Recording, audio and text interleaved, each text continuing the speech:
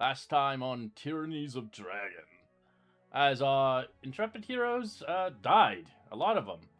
They did not survive the onslaught of those horrible bird creatures. As the caravan saw fit to continue onwards without the heroes, a stranded rowboat eventually arrived upon the caravan itself, joining the fray with it, but with no sole purpose of continuing onwards. He continued to march towards Waterdeep, finding a new purpose in his life as he vanished into our story.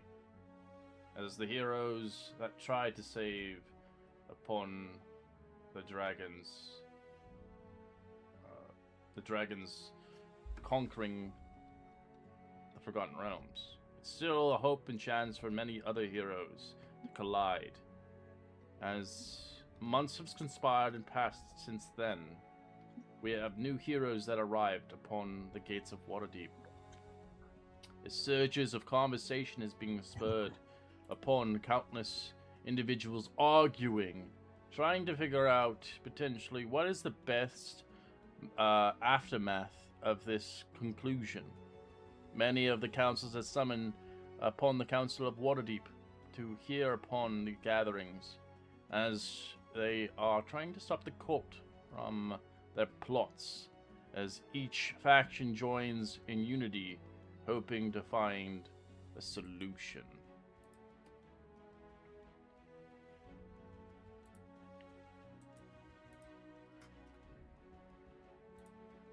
As our groups and formations here, as each of you come from a different strand in life. Some of you come from nothing, and some of you come from a faction that resides here. Either the Harpers, or the Holy Altar, or even potentially the Emerald Enclave. There are many to be heard and to be seen, as they all have to unite under one banner to stop this invasion before Tiamat is risen forth upon the land and claiming it for her own, enslaving everyone to their knee.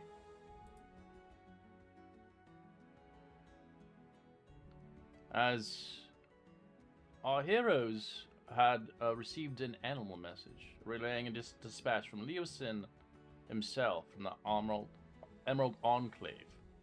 The raven lands a dozen paces from you, boldly hopping closer, a flat parcel wrapped in oilskin, strapped on the belly of this creature.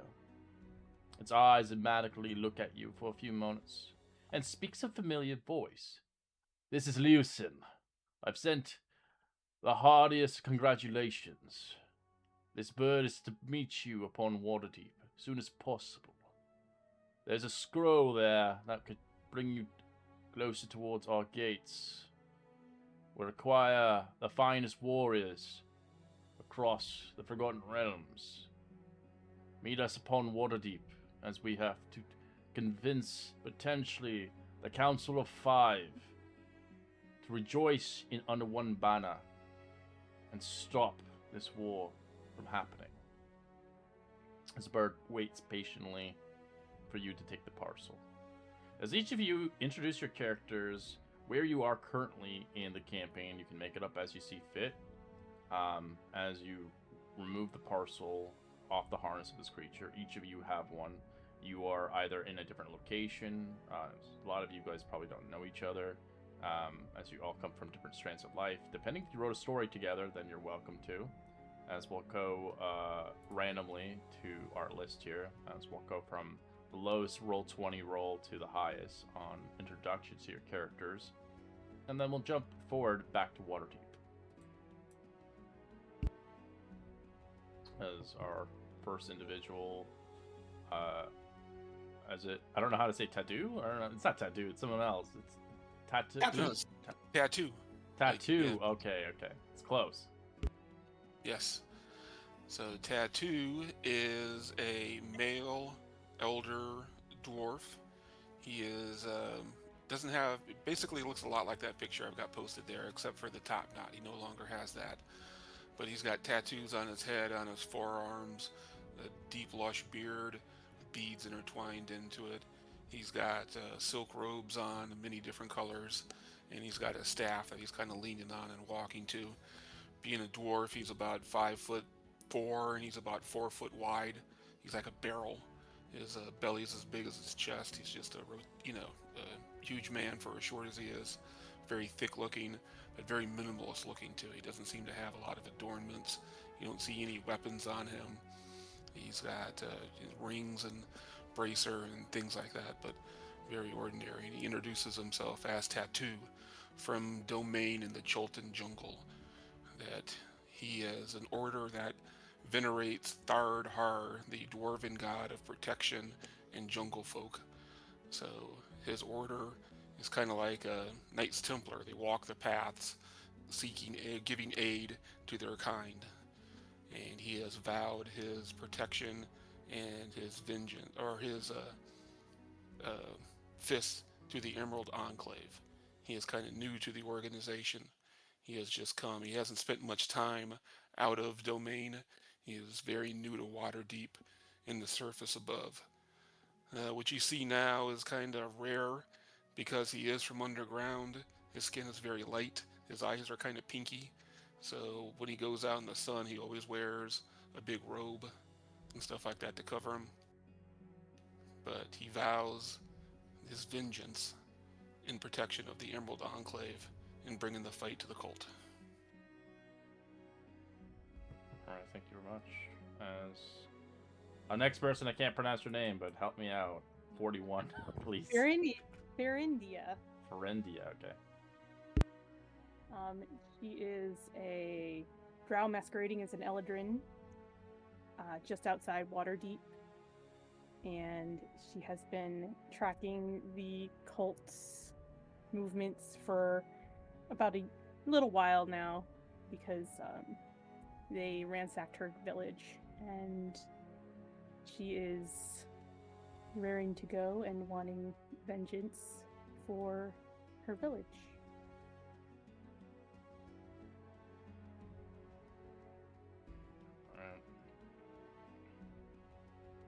As Bravo or I'm not saying that right. I'm not too sure. Yeah, it's Bavor. Bavor.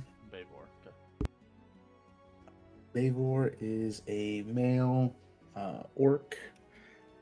He is probably somewhere between 6.5 and 7 feet tall. Bald head, also with a lot of tattoos, kind of covering his head and all along his body as well. Kind of sports a rather ornate set of armor. Looks to be made of adamantite, as well as a nice two-handed maul as well.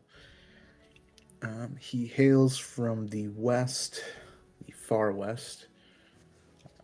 I think I picked like the Sunrise Mountains or something like that. Yeah, the Sunrise Mountains. But did most of his living in the Rashini Wasteland.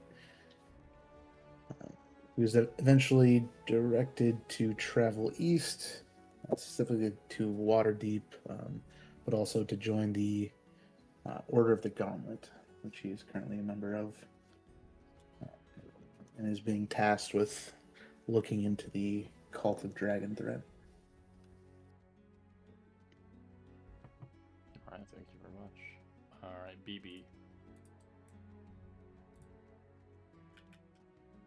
Well, BB is very small. She's only 5'2" little halfling. Or, sorry, 2'5".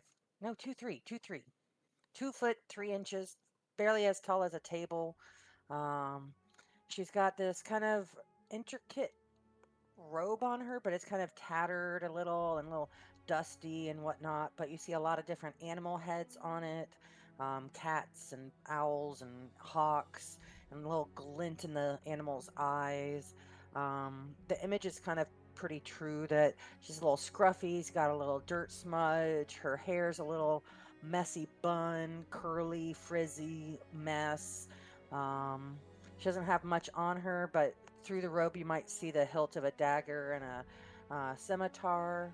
And got her little bag and just looking for a bit of an adventure. All right, thanks. As Harold is next. Alright, you see a fairly large green dragonborn getting off the stage of a bar he just got done seeing Creep by Radiohead, and he's going back to his table to feed this cat. As you look at him, you can see he's about 7'5", like 7'5". He's wearing all green robes over what seems to be pieced together splint mail here and there. But it all looks like it comes together well. He's carrying a large, ornate staff that has two dragon heads at each end.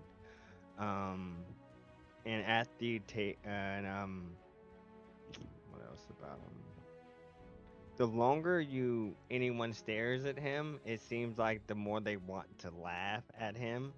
Uh, and you see after he got out the bar, even though he gave a pretty good performance, people are still laughing at him because they were looking at him for so long. He's not really ridiculous looking, but you just get the urge to laugh when you stare at him for too long. And at the bar with him is a pixie that he's talking to, that he's bringing a drink to. And you can introduce yourself if you want. Lord. Not a pixie, but a fairy. Fairy, sorry. I thought you said pixie. Pixies Lord are small, Holm. so pixies are small. Lord Holm is a quote-unquote lord, not really, from a very small fairy court in the Feywild. He recently crossed over to the mortal realm with his companion.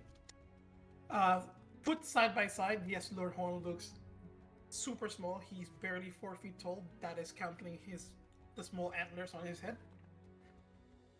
He doesn't have the traditional, almost like bug or translucent like fairy wings. Instead, he has the wings of a crane. You can thank Fizban for that. And Monsters of the Multiverse. He has bird wings, and to him, he actually doesn't mind walking. So if you don't pay attention, it looks like he has more of a nice feather cloak rather than actual wings. Other than that, he carries an orb, or what seems to be an orb, and you're not really sure if it's a very large wand or a very small rod with a golden little rock on the top in the shape of octahedron, which symbolizes his allegiance to his court and his actual master. That's all.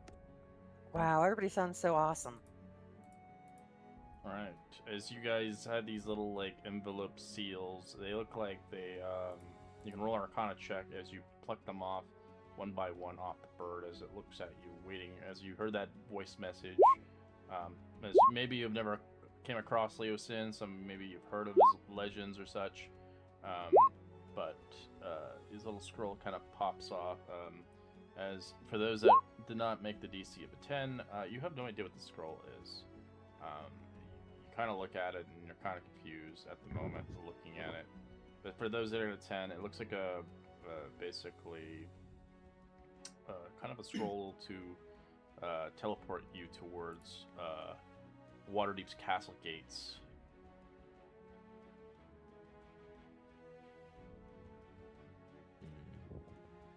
Harold will look at his buddy Holm. I'll say, "Oh, it seems like we got invited somewhere to some kind of castle. We should probably go, don't you think?" Well, I am your guide. The length of my service was not specified, so let's go see a human castle. He's gonna wait for Harold to do the thing first, and then he'll follow. He activates his scroll and he's waving at Holm as he teleports. As you open it up, you watch it create a portal out of thin air. You see a vortex as you see on the other side the gates of Waterdeep. Oh, ain't that fancy? Harold, Right this after is you. people like laugh at you because you keep expecting things and reacting before they actually happen. I can't help it. Before we cross over, I will call on my familiar so we can all cross together. It's So a tiny pseudo the dragon. two of you guys cross Gareth. If you've never crossed across gateways or portals, you'll have to roll a con save, as this might turn your stomach upside down. We're both kind of from the Fae. I think Yeah. we've been to a portal. You more than me. Yeah,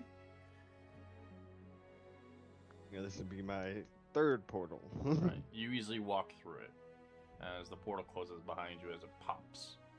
As you completely see yourself in a new place where blue waters, big giant fortress gates, soldiers. You see griffins flying over there as it's a different place. As Waterdeep is the largest capital city in the Forgotten Realms.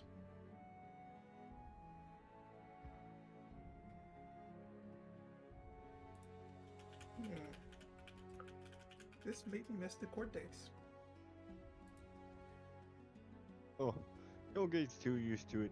As far as I know, most wizards are kind of douchebags.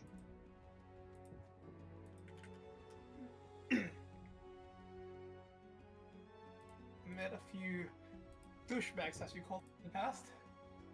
Oh, yeah. Lots of people with a lot of arcane power are kind of douchebags. Except when you go to the Fae. At least they tell you they're gonna be douchebags. Sometimes they do, sometimes they imply it. But hopefully they are more forgiving than the Fae. Oh, yeah. No, they're not. Well, sometimes. Oh, you'll see. It'll be fun. Yuppie. So It's- when we received it, was it just like a rolled up? It's rolled up Scroll. scroll. So you can roleplay it as you see fit. You don't know what it does, but you can I guess you flavor would it just in this. unroll You it. can flavor it in the sense if you didn't make that Arcana check, you can roleplay it as in it randomly pops up a portal and you just have no idea what the fuck it is, or maybe it just pops onto you and you just get like slammed into the other side of the portal. You can flavor it as you see fit if your character's not bright with magic. Yeah, I guess Bavor will kind of open up the scroll, expecting there to be like words or something inside of it. As the portal kind of opens, he's a little shocked, confused, and he kind of looks pensive for a few moments. He's kind of like mumbling to himself, having a conversation with the voice in his head, telling him it's all right to go through and that he should. So he'll kind of cautiously walk towards the portal and step through, having never done that before.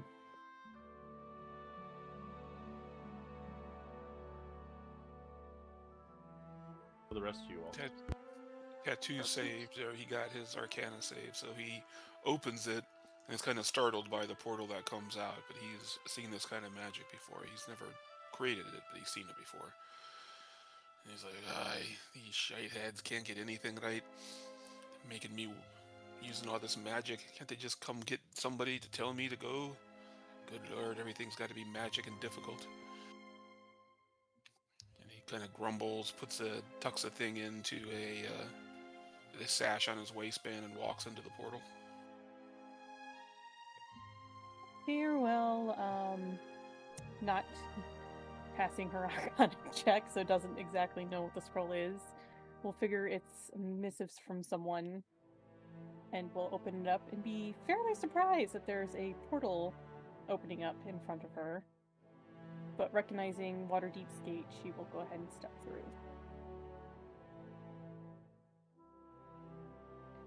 So Emmy also failed her check, but she was already in Waterdeep. But she picks up the scroll, ends up breaking the seal so that she can try and read what's going on with it. And with the portal, she can see her on back. She's like already there. So she just kind of turns around and then sees the other side, and then like back and forth, head shake, and just to kind of complete the magic and wanting to see how this goes, she jumps through and tries to touch her own feet. All right. She didn't get it.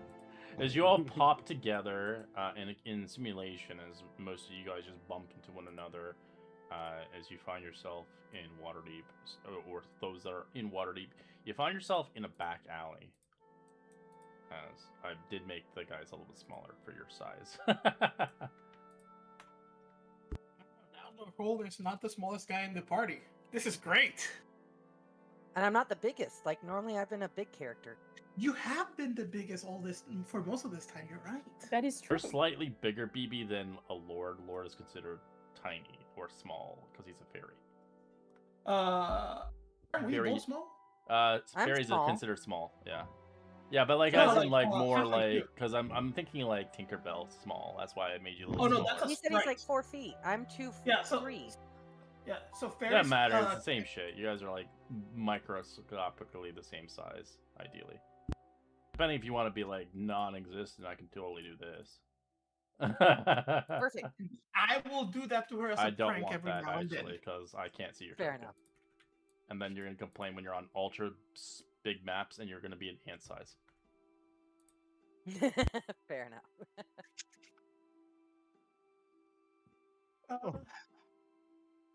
And Oh. definitely being As you cautious guys of this arrive new- here and you don't know each other itself, the sudden shift of the wind that brings a strange sense of unease. The feeling of a kind of akin to a drop of air pressure before approaching of a deadly storm. You feel a faint tremor that felt from the landslide or earthquake far away. You're not the only ones who've noticed this. The city around you goes unnaturally quiet. Suddenly, no dogs bark, no birds squawk. Even the street vendors go silent as you hear this weird noise. As I know someone who will remember this noise from 4 years ago. Enjoy.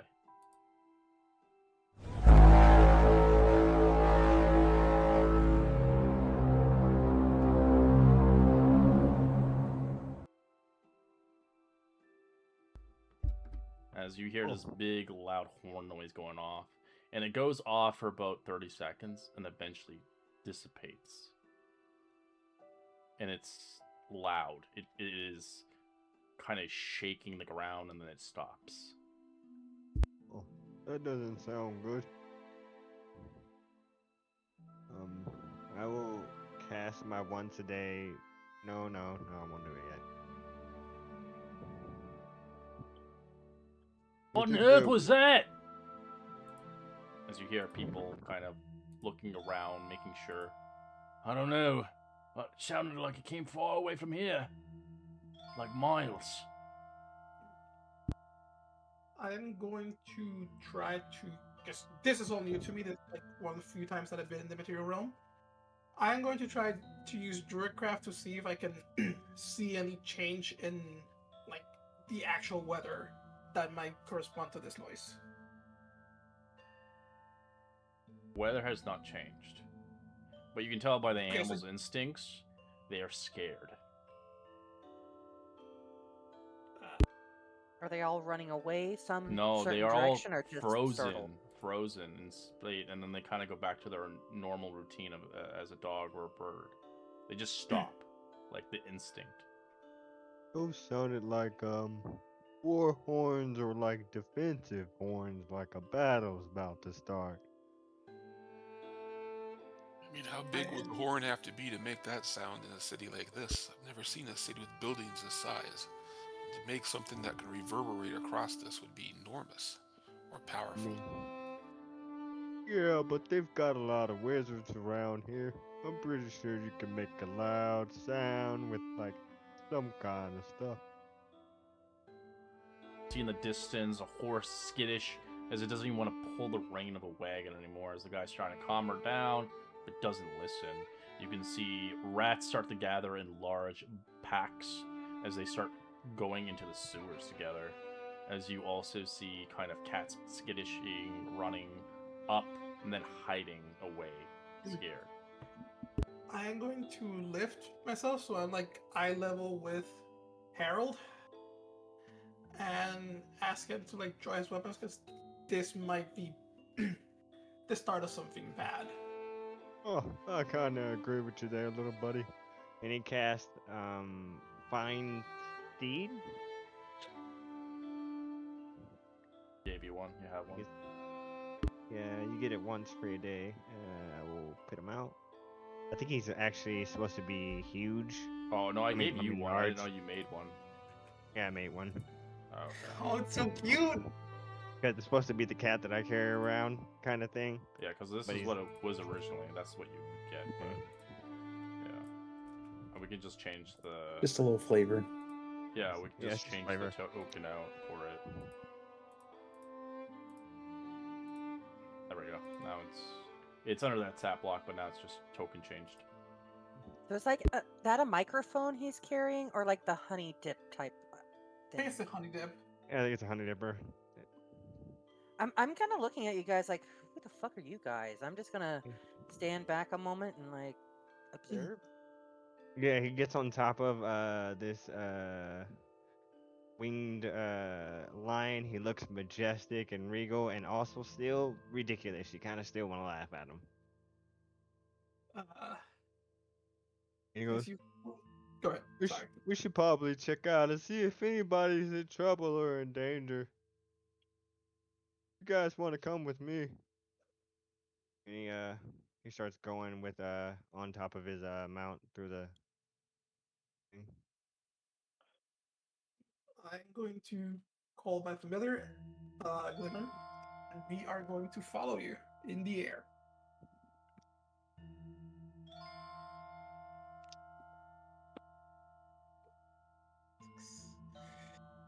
I'm gonna Oh, turn this to one- the big green guy next to me, my right, and go, "What the fuck is all this? Are we following these jokers?" Do not know. This is step through the shining gate and appear. And I'll step over here and I'll be like, ladies, sorry to bother you, but I mean, are we all in there? Are we following them? What's going on? Do we all come here together? I don't know, but I agree that we should see what's going on first. And then I'll Let's follow start this. following. Did you guys get like letters from a bird? Break a seal, come here? Yes. Yeah. Okay. So someone brought us together for this. Awesome. Harold, don't go too far. Not Brought us waiting. to some godforsaken alley. Hey, it's not godforsaken. I slept over there last night. Sorry, I got did not it. know this was your home. It's godforsaken. She's hugging the wall. It's got the charm to it, I guess. game above game. Does all this rubble? Is this part of the map? Like, does it seem like this is recent or? Oh, this is just part of Waterdeep. You're just in a back alley. Okay. Okay. I just have to put you on a map. I was like, slap. I would assume if someone spent all that money on a fancy scroll, we'd be going to some kind of fancy party. Didn't expect to end up in the back alley. Right? Somebody took all that time and magic to summon us, and this is where they put us? Not Oh, even yeah, someone to Waterdeep is tell like us that. what is expected of us. Maybe it's an elaborate thing just to mug us. That would not be wise. I pity the poor fool that tries to mug me.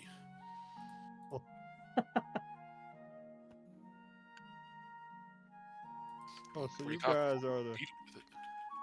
Oh, you guys are seem like a violent bunch.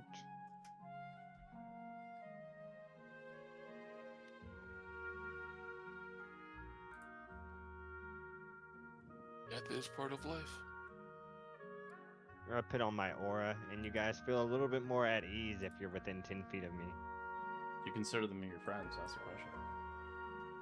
Oh yeah, Harold's. These guys hasn't tried to trick, trade, or beat him in any way. Harold's a pretty fun-loving guy. Sure. As you eventually make it towards the gates of Waterdeep, you can see many griffins flying overhead, ballistas aiming in different directions, cannons, and much beyond more. As this fortifying castle itself holds 10,000 strong men ready to defend Waterdeep at all costs. As you begin to see the gates, eventually you see a man standing there in draperies of monk attire, as he has kind of a bow staff in his hand, and kind of greets you towards you all. Ah, you finally made it. I'm sorry, I didn't know where the scroll was going to lead you out. I was hoping it'd be closer, but it seems you made it in time. You are the delegates of your factions, correct? If you say so. I don't know about these guys, but I can vouch for myself. Oh. Well, I'm Harold. This is Lord Holm.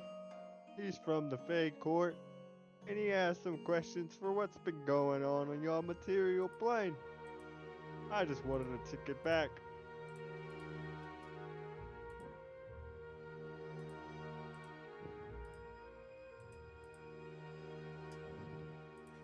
Well, I had called upon the greatest warriors that I could manage, and I was requested upon you six to arrive here. I am Leosin. I am a part of the Harper's quarters here. We have much urgency, and I'm assuming you're interested in helping upon what is conspired and happening. As that sound you heard just a few moments ago was the sound of the dragon horn, a powerful relic, an ancient item that is used by the dragon cult to hold dragons in one spot and to control them. It is urgent that we need to stop this as soon as possible.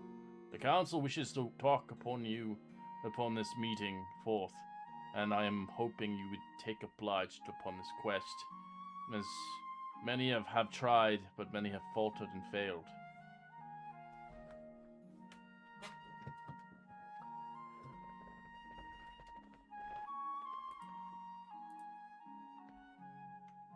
Once the gates open, you can follow him through as you see fit.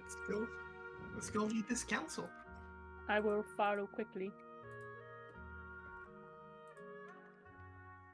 Yeah, paper will follow along.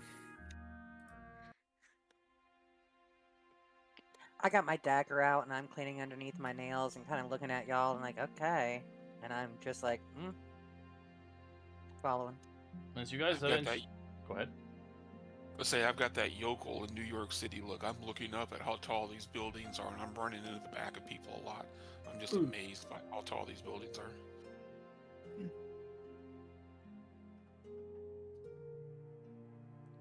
As you begin to find yourself upon a council meeting eventually, you're seated with some chairs that are uncomfortable to most statured individuals, or wide.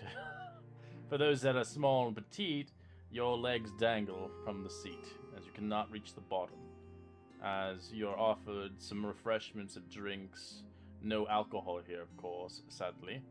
As a couple charcuterie boards full of cheeses and crackers and different kinds of meats and such as you wait. As there is seemingly 10 seats here, as you guys are included the 6, waiting. As you can enjoy a meal with each other while you wait until the conference begins. Emmy pulls out a stool from her bag and puts it down so her feet aren't dangling, and it like just reaches enough so that her feet can rest on something. But she is gobbling up as much of that cheese and meat as she can, and it's kind of annoying. And like she's stuffing it in her bag and looking over her shoulder. Like, hey, I don't know if you guys know when she last ate. Claire is looking at you with a little bit of disgust. I am going to turn to Harold and ask him, do your people not eat frequently? Oh, it depends on your class, to be honest. You know how you have different tiers of the Fae Court and stuff like that? You guys all get to eat, no matter where you are? Uh-huh. It's not like that out here. If you're at the bottom, you get to eat the bottom, essentially. which is almost nothing. This little one over here probably hasn't eaten in a while. As she's stuffing her face more. Should we bring her back to court so she can get proper nourishment? Oh, well, I wouldn't be bringing in anyone. Yeah, we'd have to teach her all the rules and stuff like that.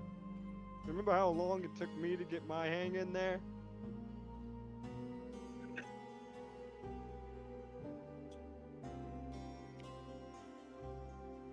But, See how she if she hangs out with us, we can probably get her good food. We're saying this out loud. I'm side-eyeing you guys.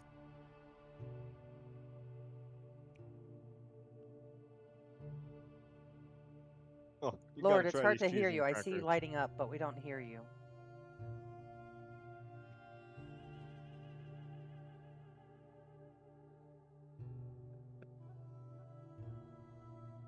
Anybody Oh else, yeah, Jim? he's I lighting up can or hear. something. Yeah, if you're saying stuff, Omar, we can't hear it.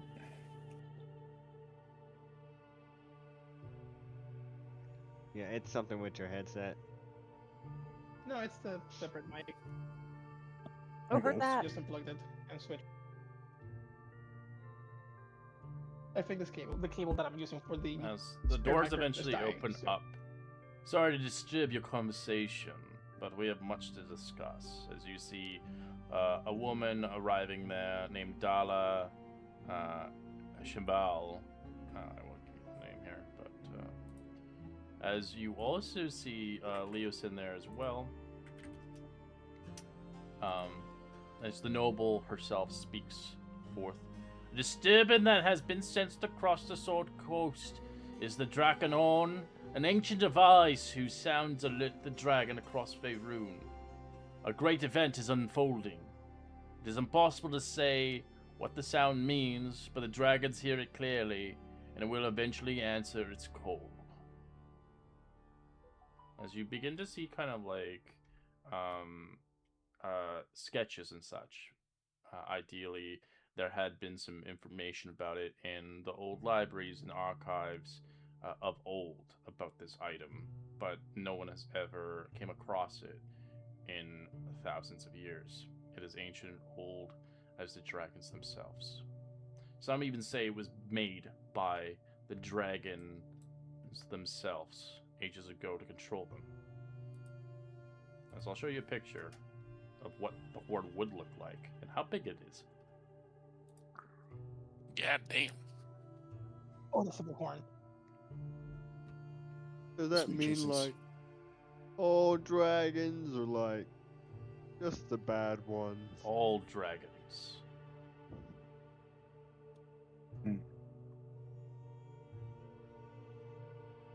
I've learned this from my secret benefactor, but it seems fit towards what conspires here today must be kept secret, and no revealing to anybody else. This is very important, and this information must be at quick haste and kept concealed. As you begin to see Othar Frump again, as if you remember him, he kind of shows his way back towards you guys again, the paladin with the big beard. As you also see Altern Ravengard, King of Conrads, here as well, and Lady Shimvar is still here, of course. As they begin to discuss, they look towards you. We want you to retrieve that Dragonhorn. We've been hearing the sound and where it's coming from, and it's coming across the seas. We have located its location, and we have countless sent adventuring heroes, but none has retreated back with it. And we were told by your organizations you were the best to do this job, and to combine 6 experienced individuals to unite under one banner would be a high success rate than most.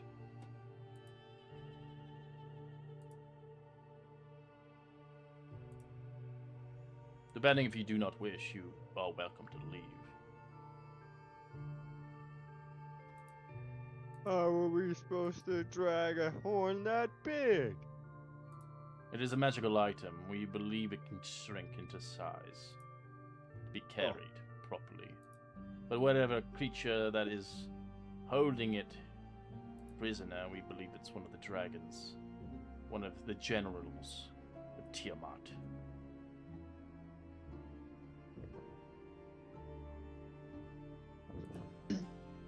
We may assist in this battle, so Oh, is that really why we're here? Harold. You See, shall be it's a lot. traveling across You the wanna sea see of the moving ice. We have a boat ready for you, and many great warriors are coming along your travel to make you there and back and safe in hands. I suggest getting cold weather equipment and warm clothes. It will be provided, of course, as they begin to release out of a chest cold weather gear. They also give you 3 greater healing potions each for this adventure, as well as they give you a climber's kit and chain rope, which is a little bit more stronger than regular rope, but heavier. So it's double the weight of normal rope, but it's capable of it's fireproof, doesn't melt. I could probably carry some of your stuff, Lord. I'm sorry. Did they say boat? I will hand them my chain rope. Sorry? Did you say boat? We have to get on a boat? Yes. Are you afraid of the Willingly? sea? I've never been on a boat. Well, you might get seasick, honestly. But maybe you won't. But it is the only way to get across. We are not taking any airships and risking a boat to collide into the ground. There's too many dragons and too many creatures. Sailing by sea is much more safer.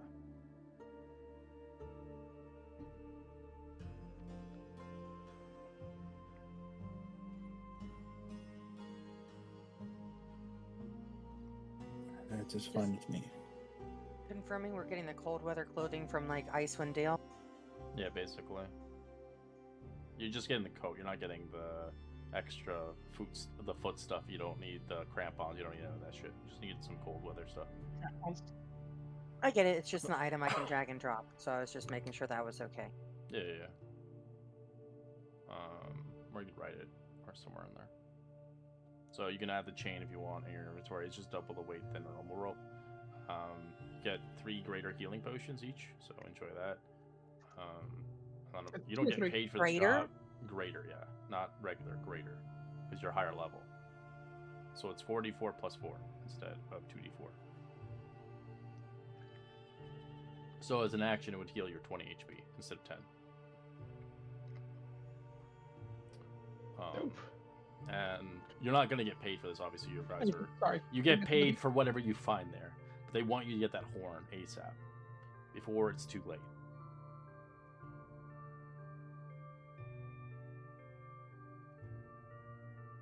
When do we leave? Tomorrow, at 6 in the morning. Sharp. The sooner, the better. We have our galley ready for you. And where will we stay tonight? We have rooms for you in the yawning portal. Unless they give you a key each. Enjoy your enjoyment, and don't get too drunk. You'll need your full strength. Oh, you're gonna love this, Lord, huh? The yawning portal everyone talks about.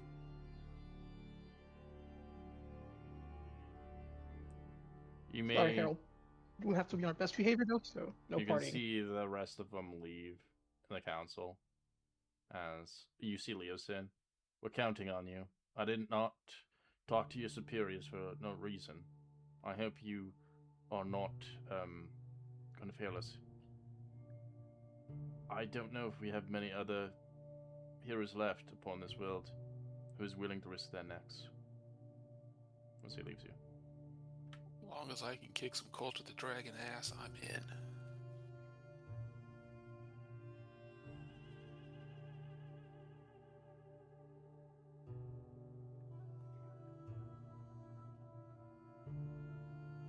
You got like Power Ranger colors in your fucking chests.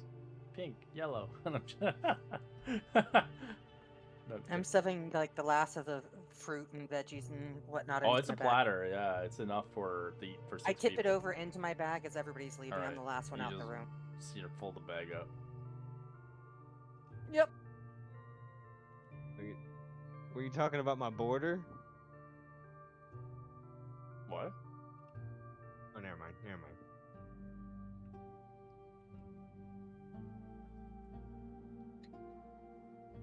I'm excited about staying in an actual room. It's been a little while. I might actually take a bath. Oh my goodness. I think that's what she's gonna do. She doesn't wake up the next day. Pamper moment. I died happy. Right? Clean, washed hair. Go into the cold, frigid, frozen, freezing. Fun times. Little one, you are from the city, right? Where is this yawning portal? Oh, I take you there, but it's not the main roads that you would want to take. It's more back alleys and cut throughs, and we'll get you there 5 minutes faster than other paths. But you guys are definitely side eyeing me and the other people in the alleys as I'm taking you there. That is fine.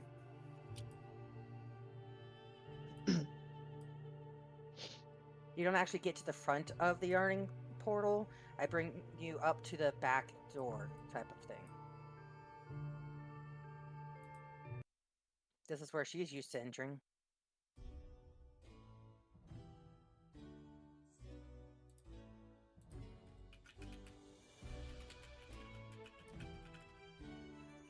Kind of gets the read of the room and leads us to the front of the... All right, you head towards the yawning portal. As you can see, the proprietor is he's got these epic weapons and legends of creatures he's killed. You can see a giant well in built carved around the tavern itself, as it is the dungeon of the Mad Mage. Many adventurers go down there, and some don't come back or tell the tale, and some come out with booty and treasure. As there's always a guy protecting it, making sure that no one just jumps down and keels over and dies, because it's quite a drop, and it looks like it has like a crane that requires a fee for adventurers to go down there to risk their necks. As you can see, stories being told, drinks here. As the key itself, you have saves you 5 gold pieces, as rooms are expensive here.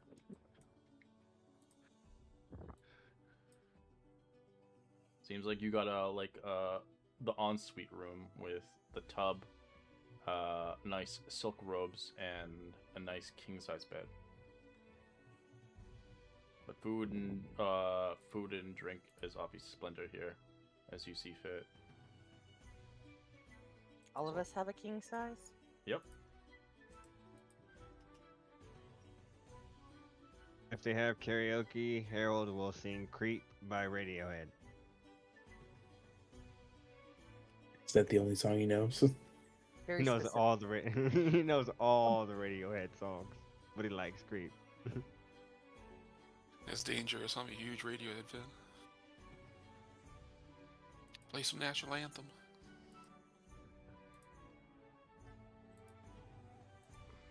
If you're down at the bar, he will.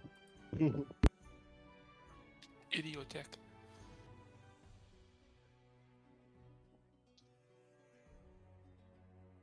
Harold. What? What, Lord? Are you sure you did not miss your calling in life as a bard? Oh, probably. Bit this little ukulele away and stuff like that. But everyone kept telling me I was better with the stick, you know what I'm saying? With something to whack somebody with. So, here we are.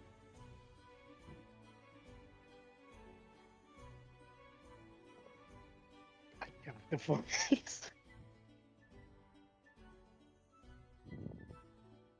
I'm gonna turn in. No one else has any more requests. He picks up his ukulele. He turns his mount back into like cat form and goes to bed. Yeah, Emmy went straight to her room and was taking a nice long hot shower, bath, whatever.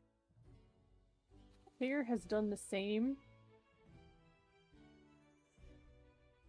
Luxuriating in the bathtub. Tattoo would go straight to the bar, more the restaurant part if there's part of that, to get a table and want to eat. He'd have a huge tray of food in front of him. He'd be wanting to sample all kinds of different stuff. He's not used to this cuisine. He'd probably drop a good 5-10 gold pieces on eating a bunch of different things. You don't have to spill it out. They But have a lot of cuisines from different kinds of places. he's trying all kinds of stuff he's never had. Some fruit, vegetables, stuff like that. Nothing with mushrooms in it. I'm tired of mushrooms. Extra mushrooms for you. Ah!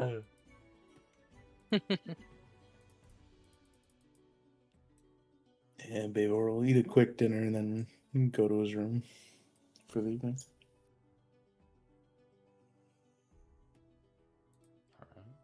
Nobody else? We'll ask for a few berries and probably just take them upstairs if there's any.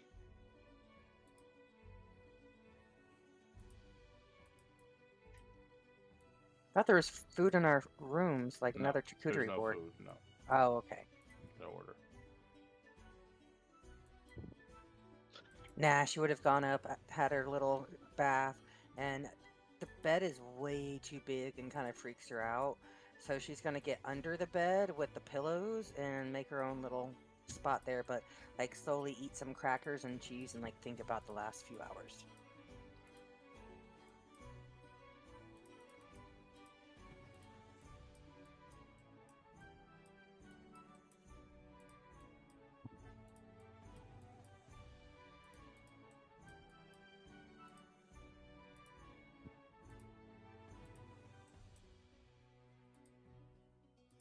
Alright.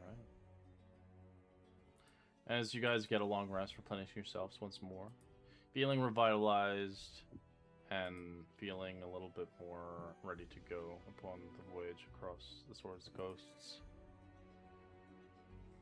As you have much to travel to and very far wide across the seas itself.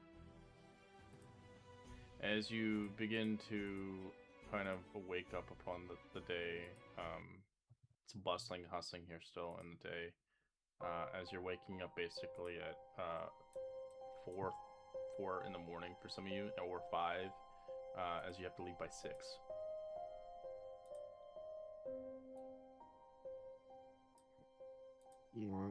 As you wake up, you hear that noise again, and that noise wakes you up. Wakes everybody up in the entirety of the city.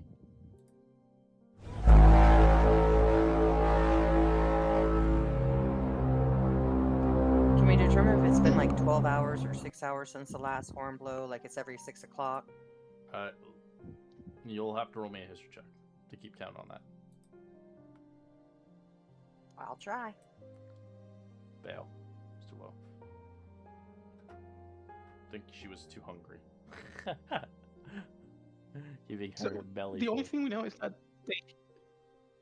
You can tell they that have I about will say that Antiphonus the somewhere. intervals get closer and closer every few days, as the sound will eventually happen consistently.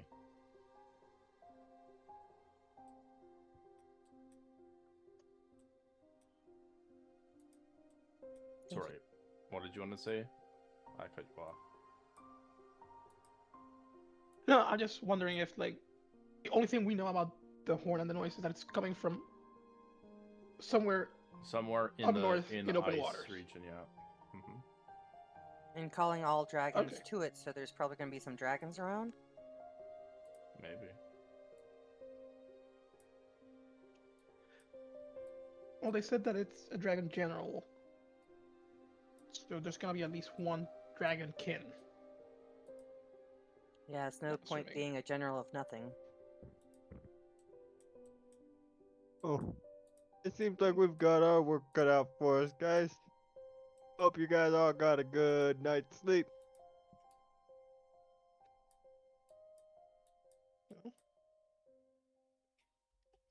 Bed was almost too soft, but very nice, very comfortable, very quiet.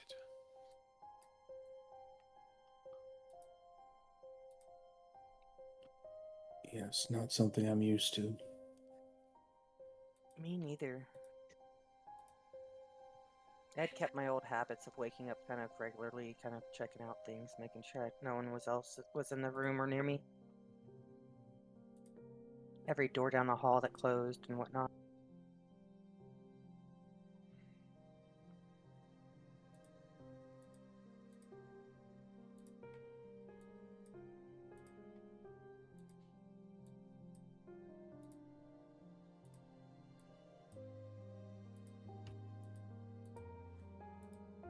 So where are we currently? Are You're we still currently at the in yawning portal or portal, the so ship?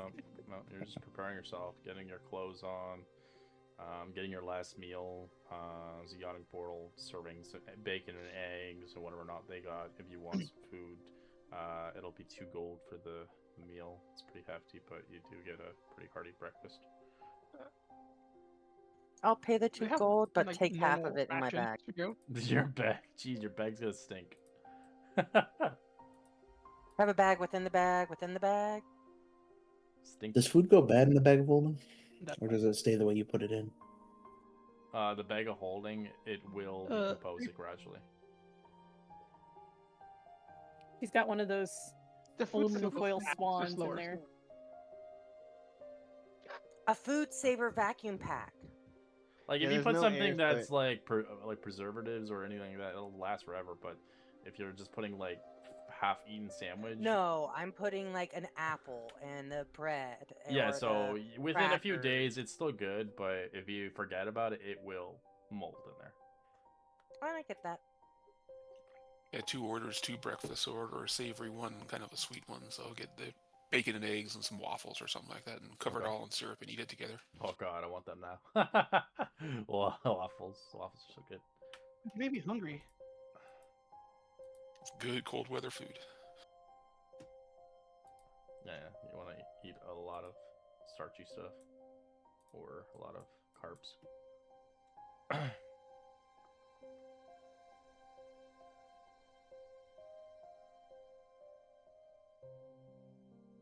Okay, let's head off toward the dock then. I'll lead you guys over there.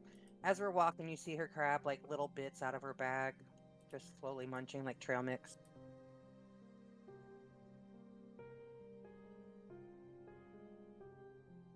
As you eventually arrive towards the gates, you can see you are on the largest boat. This thing has like, it's built for the ice. It's got even got like a wedge in the front of it, so it can break through ice. It has no cannons on it. It has just harpoons. Those cannons are useless in the ice. Welcome aboard. So you are the brigade? What's your group's name, anyways? None Don't yet. have one. None yet. Okay, we'll call you None Yet. Alright, None Yet. We'll show you around as he shows you each level, as the bottom level is kind of where they keep all the stock. Second level is basically where you sleep and cook and all that stuff. And the other level above that is where the weaponry is, and then above deck.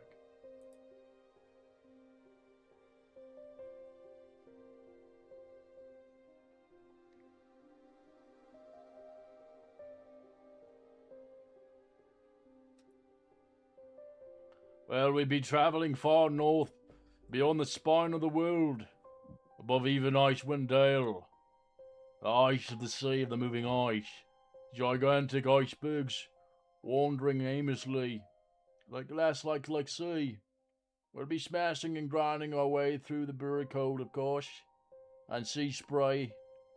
But it's such a beautiful place. You can see marbles of light across the sky, and different creatures you'll come across that are very adapted to the cold, very surviving those frigid temperatures. Beware of the beasts that lurk in the sea as well. But there's one creature out there, a white dragon. They call it Old White Death. It stalks and terrorizes the area. And we'll have to go into one of its iceberg lairs.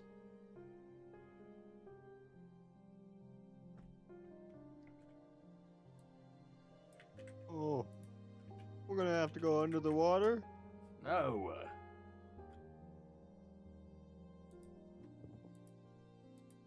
A lot Okay. of the icebergs around here are known towards Old White Death's claim. Dragons usually have more than one hoarded area. And from our map and information, we were told that that relic you're looking for is in one of those treasure holes. Oh. Last time I went inside of a dragon's treasure hole, he didn't like it until I told him enough jokes to let me go. Well, kid you not, white dragons don't like jokes. They like to kill. They're very ferocious, very animalistic. We get to catch one of those things. I suggest you hunker down, find somewhere safe. You don't want to be breathed onto that ice. It'll freeze you to a cube of ice. And those creatures usually keep you alive for a couple of weeks before they eat you. Shitty way to die. Sounds terrible. Oh, Sadistic fuckers. hopefully none of that happens to any of us. Out of context, I love white dragons. My favorite dragon. I'm gonna have fun. I love white dragons. It's my favorite dragon. They're the most savage and the most. They're brutish, more right? They're the feral. most Yeah, they're delicate. feral The dragons. most feral. Yeah, but they're really good at hunters. Like They they are the know, barbarians of dragon kind. they know how to kill you. They're not the best at multiclassing, but they're the best at being dragons. Yeah, they're not a magic. They're not Yep. innate with magic, except for that one in our first campaign, Icewind Dale. That one Icewind Dale. had magic, but that one had magic because of the wizard. He enchanted her with magic before he died, and she went crazy, and she thought he was still alive. She fell in love with him actually, which is so sad, but yeah, she's fucking scary though. She's a great worm. She's like ancient as fucking old. I don't want to mess with that. You're gonna die if you mess with that.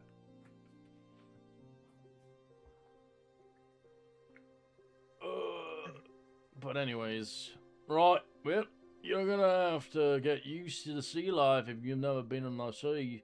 You might find yourself seasick, so if you're gonna throw up, go throw overboard. We have buckets down below. And our meals are consistent of a lot of seafood, so if you don't like seafood or you're allergic, tough luck.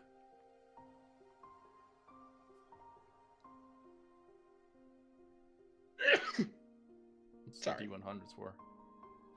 I was seeing if I've ever been on a boat.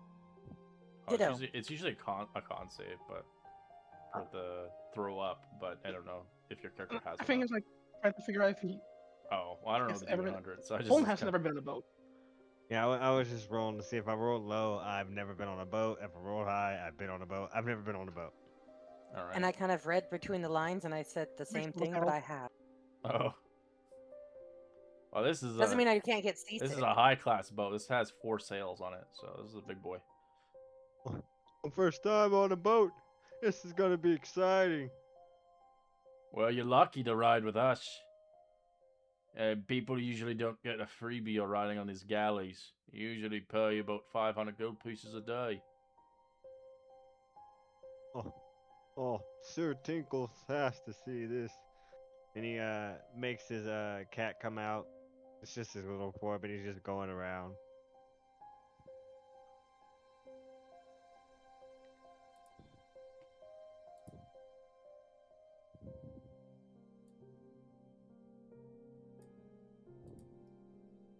About He was how just long will going this trip around. take? To get there, it's gonna be at least a month. A month? Aye, it's past Icewind Dale. As he shows you the map, you see the map on Roll20. That's the world Yeah. map. You're going above Icewind Dale. You're going. It's not even on the map. It's up north. Okay. So you see Luskin? That's very far It's away. way beyond Luskin. It's very up there.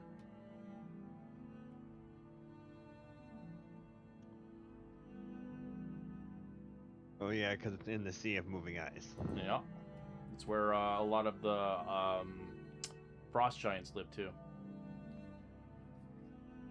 Oh, so we're gonna literally be passing the fortress of the Prospect we fought in the first campaign. You're going further than her. You're going in more of the frigid areas where it's more colder than normal. It's like basically like Alaska.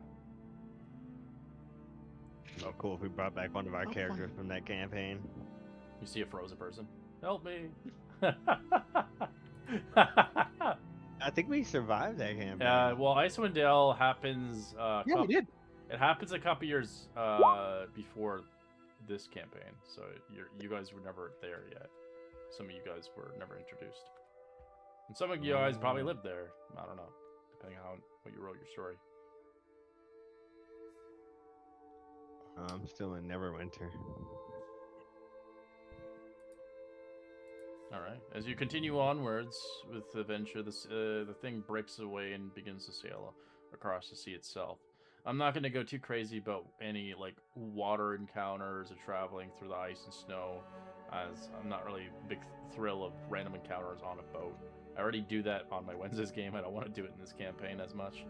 So we're gonna. We've been there, done that too. Yeah, I'm pretty good on that. Yeah, we did it a lot in Dragon Lords. As the Sea of Moving Ice was last known as the location of the Dragonhorn. No one can pinpoint its present location from the sound, or even verify the certain of this relic. It's still in the Northern Sea, but the search must start there. The person who could tell you more about this upon your voyage is a tiefling sorcerer named Macath the Crimson. Can I get this? There we go. No one alive knows more about the Dragonhole than her. From the Arcane Brotherhood, of which she is also a member, hasn't seen her for 3 years. She was investigating the Sea of the Moving Ice when she disappeared. So that is a clue to a missing person that you might probably want to kind of find. It's valuable information.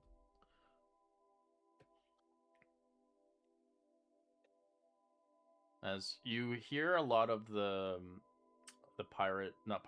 lot of the sailors speak about the White Dragon of Athathor.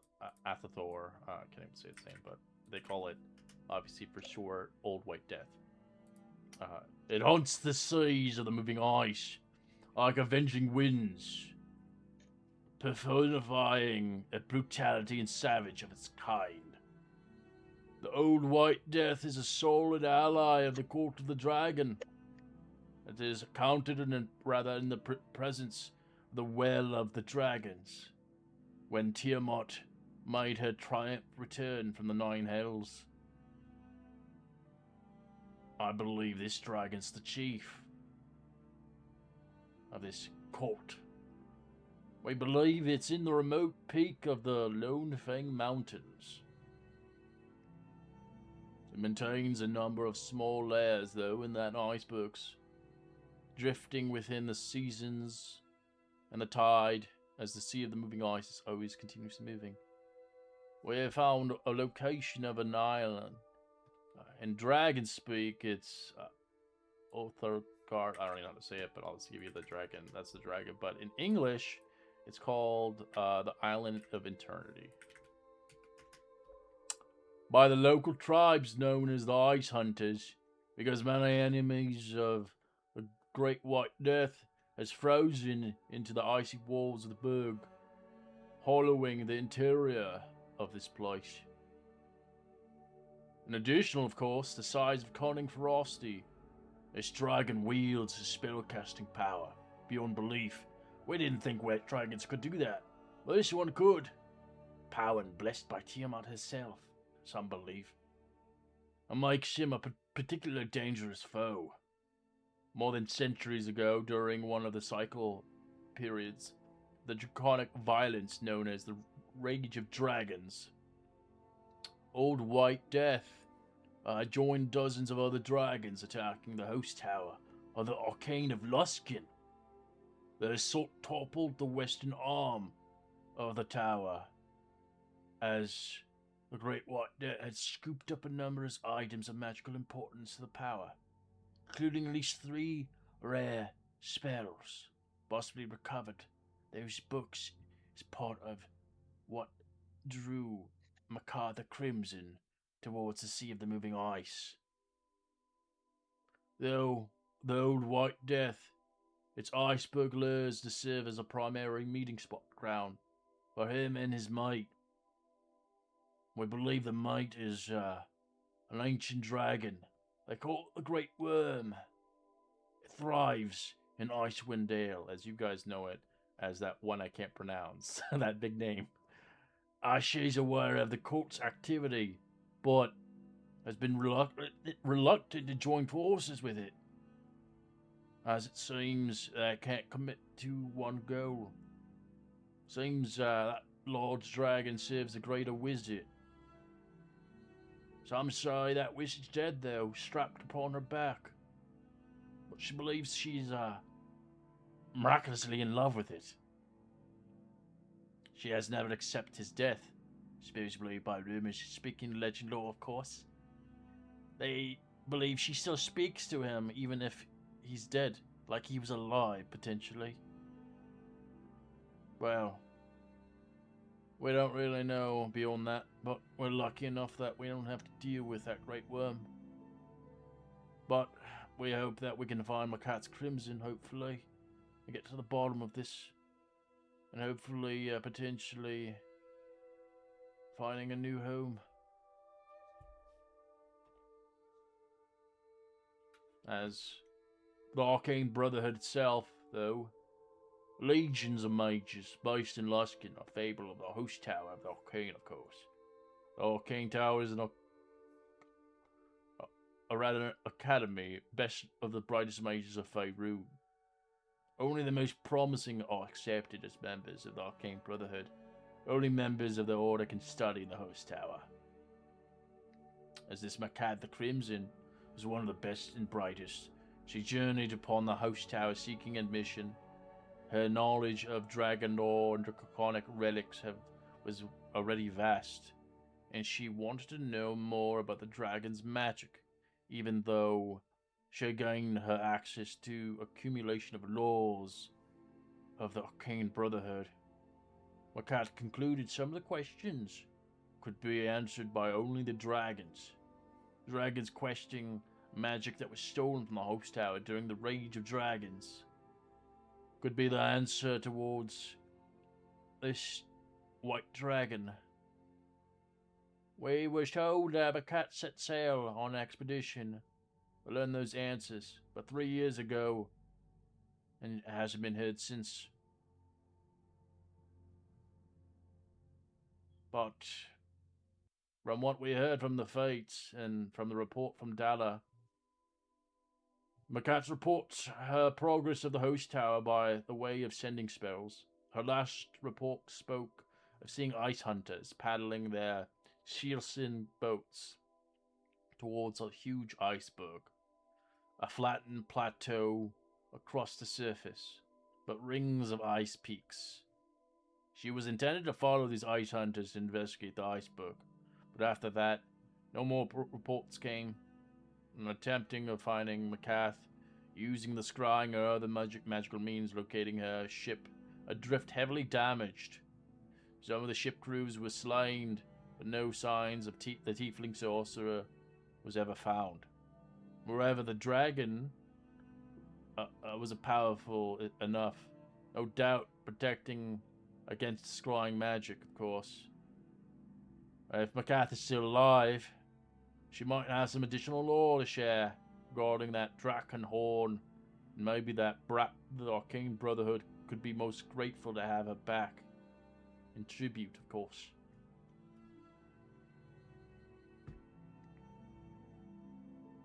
Let's get some information. Enjoy.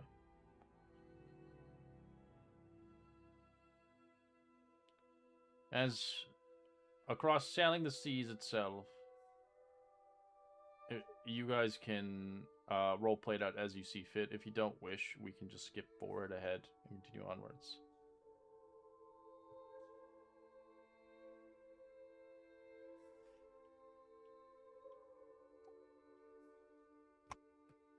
I'm good with skipping ahead. I don't know about you guys.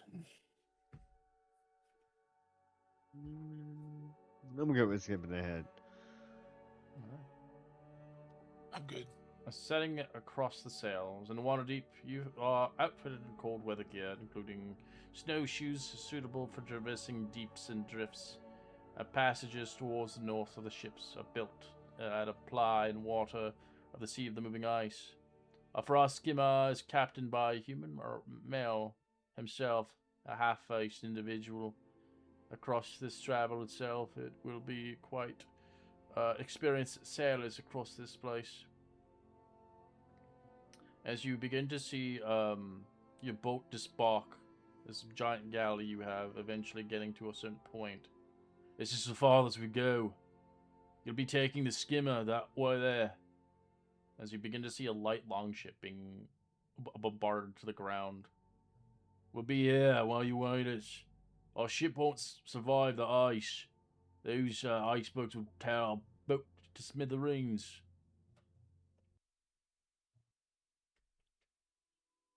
But As this you're thing will survive.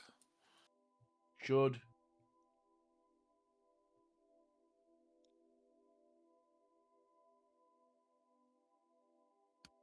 Does anyone have any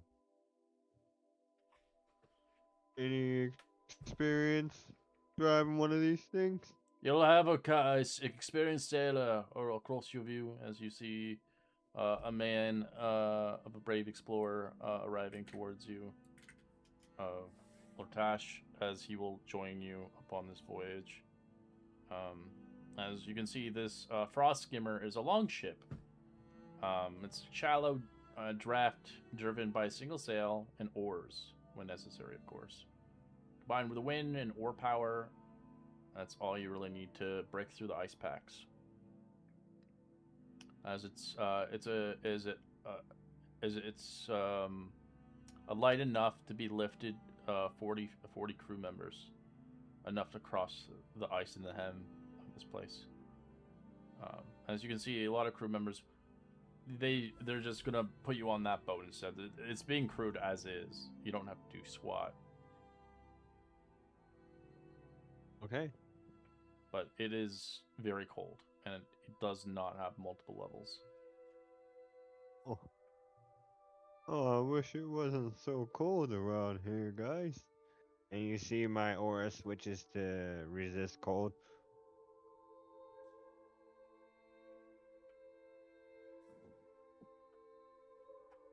Safe journeys. You're gonna need it. Last crew that came out here, well, I haven't heard from them in 8 months.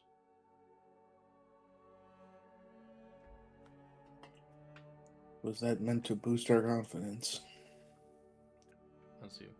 The boat kind of sails off. He doesn't tell you anything.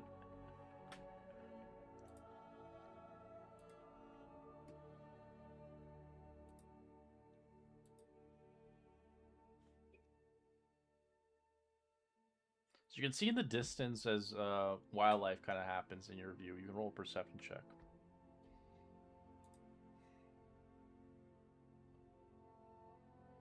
Oh god, your perceptions are horrible. Anybody with a 10 or higher can roll a d6 to see what kind of wildlife is out there. Anybody with a below 10, don't roll. Sorry, ignore the double. For those that have 2s, you can see a group of marrows swimming underwater under the frozen ice. You've seen these things before, horrible creatures that usually kill people. But you can tell the boat's moving too fast for them to catch or even attempt to use a harpoon to pull any of you off the boat. Who was it? Marrows.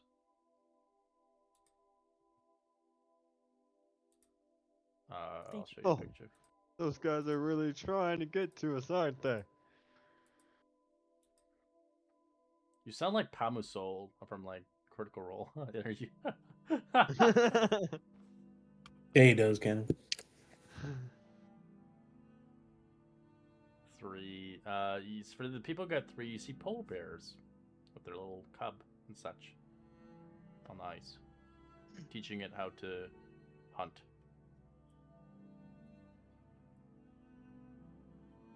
I'm going to poke at Heron and point to the polar bear. Look,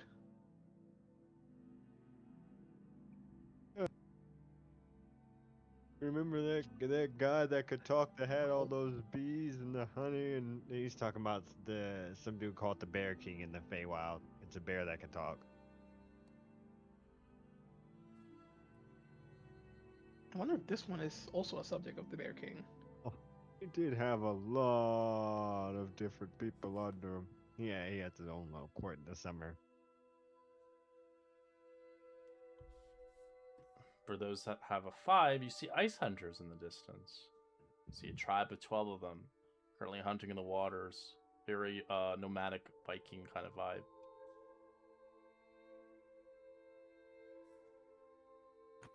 Ignore my 1. I got a 2 earlier. I don't know why I rolled twice.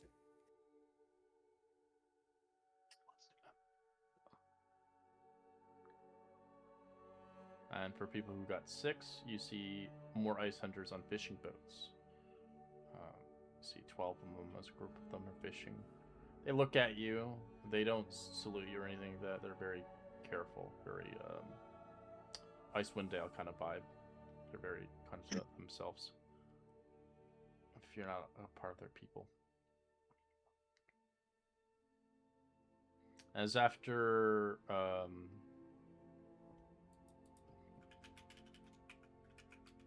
after 4 days of sailing in the cold, frigid ice, taking breaks in between as they interchange people constantly, as it's cold, frigid, and freezing.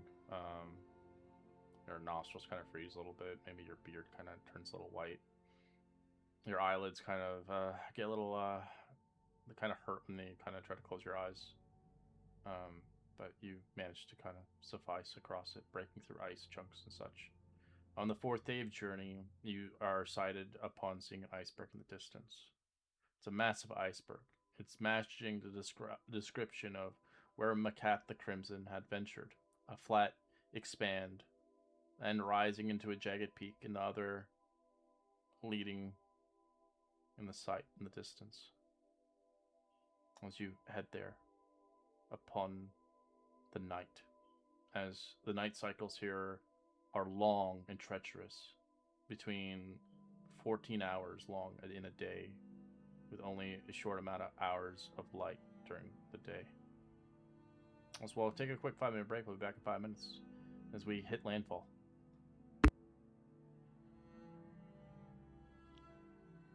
You know what, guys? I think we had an oversight. What's that? What happened? Did anyone? I don't think anyone can learn Liam in Tiny Hut. Nope. Nope. Nope. Went the camp the old-fashioned way. I did debate taking the fortress that I could then open up in a big group and make people pushed and hurt them like it was 10 die 10 or something if I put it on someone. But you need like 30 feet up and all around, it's not necessarily A lot of subtle. findangling. Yeah. Yeah. Honestly, I kind of like the fact that we don't have a tiny hut. It's You got a guys stay close crutch. to me. You can have resistance against cold. Ooh, with your cat, like I want to try and make friends with your cat over time, and maybe I can ride your shoulder with the cat on the other side. Like, I'm not much, but like twice a cat size. Just a really big fat one. Would you like me to reduce you further so you can use the cat as a mount? She can use the Maybe cat as a future. mount when I make him into a steed. I mean, you've seen cats ride horses, Yeah.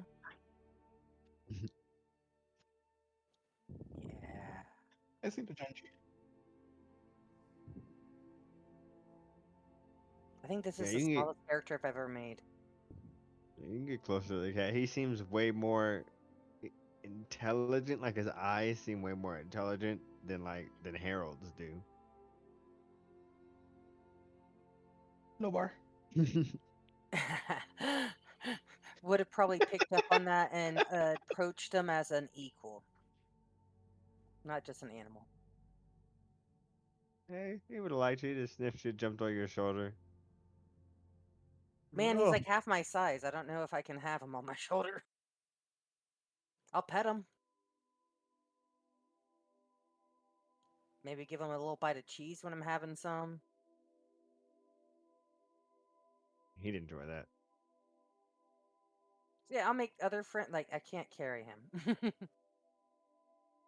Actually, I am strong enough to. It's just my size. Yeah, he's just a normal cat for flavor. Well, I had a normal cat that was like 20 pounds, Jesus. maybe 18 pounds.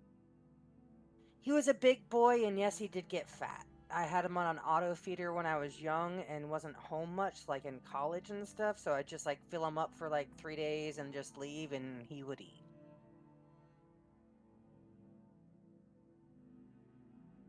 I'm Yeah, not we have. saying that was my best moments. I'm just Yeah, we have. admitting it now.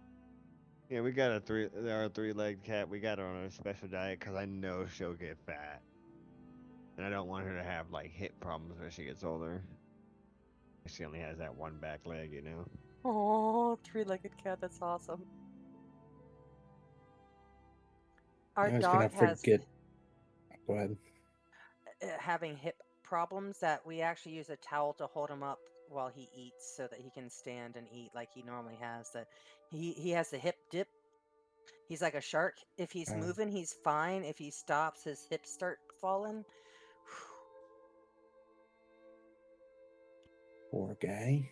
14 and a half, almost 15. For a Jeez, black lab, really good. that is That's very good. That's really old. Well taken care of. That's why he has a feeding sling that he expects at dinner. But Daddy doesn't need it at breakfast. But when Mommy feeds at dinner, he needs it. I don't know. He might be spoiled. Just a little bit. Likes being doted on. Don't everybody? Yeah, I always forget. Like in the winter, I always like plan to like feed my dog less food during the winter because we don't go as many walks and not nearly as long. So I feel like you. But he has this winter fluff to keep him warm. True. He's like hibernating.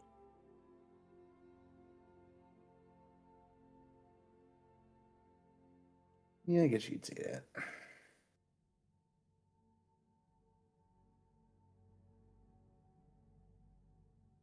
I hope we can get a whole bunch of the Dragon Horde items in this campaign. I hope so. Yeah, I guess I've never played it, so I don't know. Do you get a bunch of those in this game? I am not tending. I would assume that you. Spoilers. Yeah, I'm assuming that you would, because they updated it after Fizzband's Treasury came out. I'm assuming that you'd probably roll on like the Fizzband's tables or something like that. I don't know. That would be a As long as we get at question least a for weapon from each of Red. you, I think we should be fine. Dragon's Wrath weapons are kind of OP.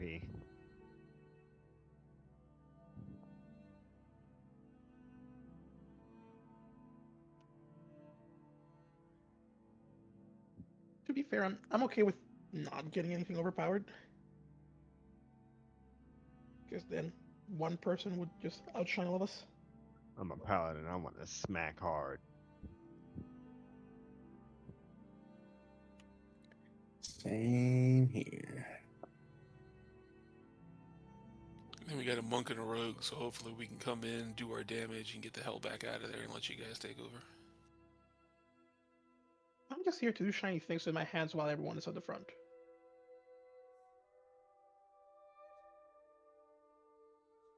I can To do a do that- lot of control. I can on the new martial arts on your turn when you make contact, when you hit, instead of doing damage, you can immediately grapple or you can push. And the push is a 5 foot and could possibly make them prone. So if you get 4 attacks a turn, since every one is an unarmed attack, I could move people like 20 feet or a couple different people and some stuff like that into radiuses and stuff like that. Try to do some control. Does the grappler feat make it so that when you move somebody, it doesn't cost double movement? Exactly. Yep. Oh, dope. And it makes it so you can grapple on the same turn you attack too. So you can make it immediate and then start get an advantage on the other attacks. Did you check out the Street Justice feat? I did. It was new and it had a couple other things that really didn't match. I ended up taking Speedy, I have to tell you. See how that works. But I'm getting 55 movement a turn. Yeah, that's crazy. Yeah, it is.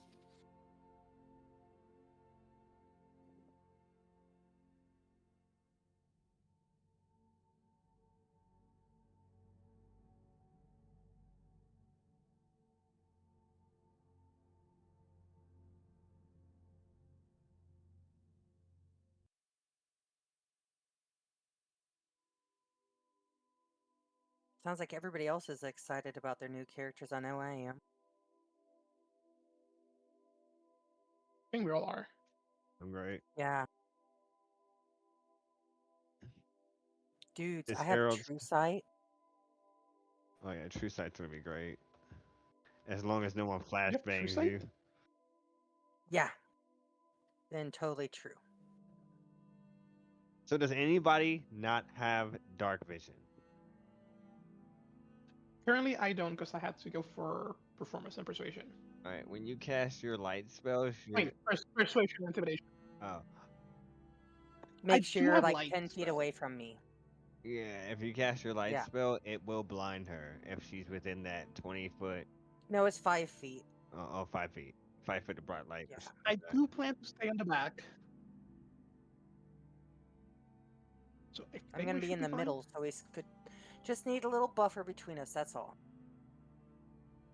I mean, Yeah, it's for not sure. that I can't be around it, just when you cast it. Okay. Does the paladin aura ever get bigger than 10 feet, or is it just always 10 feet? Yeah, I think it's It always does at 17. It goes 30. Ah,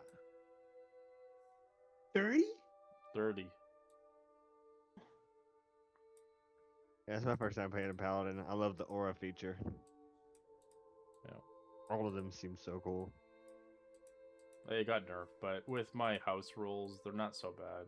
So I allowed the house rules to kick in for like the old 2021 world. You can't spam smite because it's a spell now, but you're allowed to use it as a reaction. Oh, dope. You just have to use your spell slot still. It's fair with me.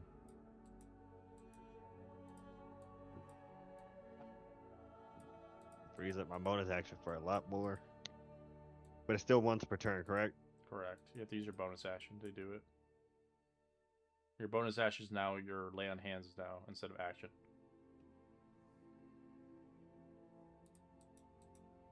Which you said we can use it as a reaction? The smite only, not the lay on hands. Alright.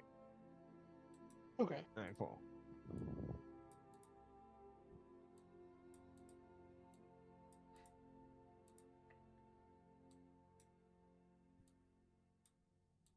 I'm ready to adventure.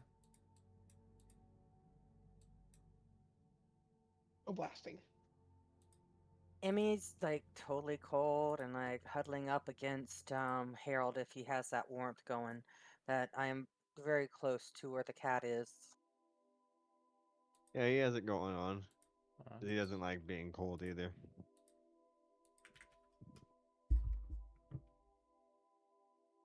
Tattoo will be close. Excuse me. He'll be close to you as well because he's not used to being cold, and this is all new to him. It's weird.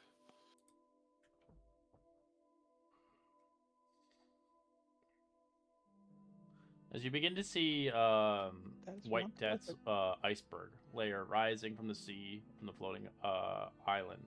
Portion of the berg above water appears roughly triangular, with rounded corners. As the plateau's portion of the ice rises within 100 feet above the water, and jagged ice peaks and adds another 200 feet above that. The ice hunters of this village is collected of snow shelters and tents sitting in the center of the island. The village can't be seen from the sea because of the iceberg's weight. A large shell of ice is where the ice hunters and beach their boats, clearly visible of the water, approximately about 60 feet across the shelves, rising a few feet above the sea level and littering an enormous crack of bones, including ribs and arch taller than humans. As you can see, if you're a proficiency in nature, you can roll a nature check. If you're not proficient in nature, don't roll it.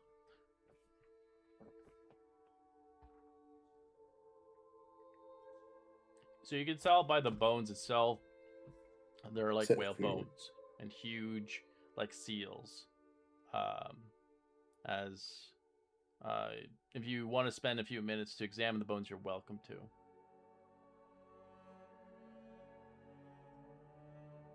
If not, you can continue onwards.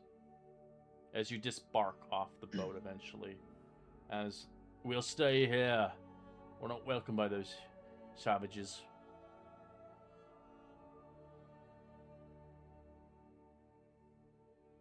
And we will be, huh?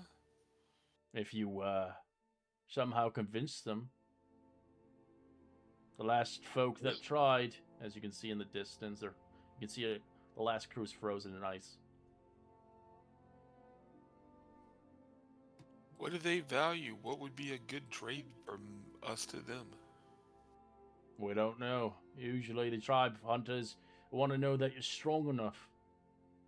And if you want to go in there and do something against their will, these people believe that that dragon is their lord and savior. They even worship it, let alone sacrifice their children to it.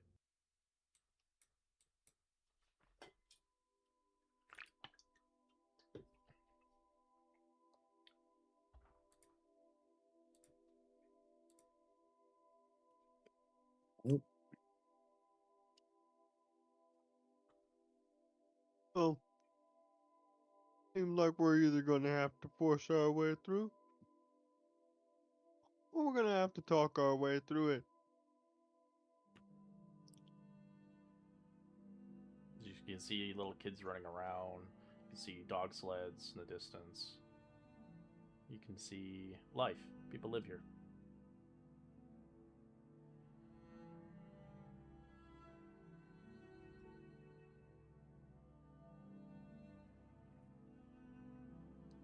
So you guys begin to move a bit more. You can see the ice cabin splits in a cliff above the ice shelf, rising about a 20-foot.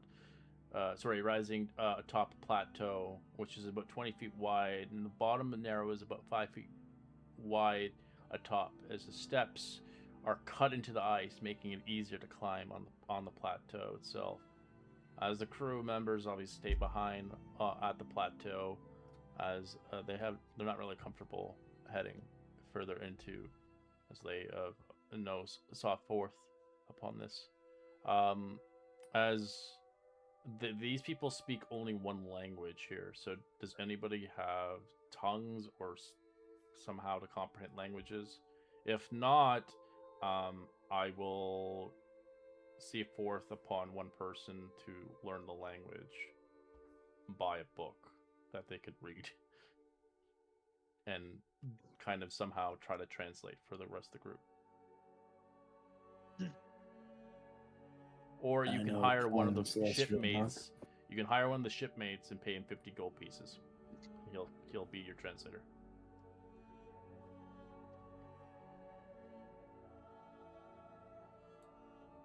I don't have any language.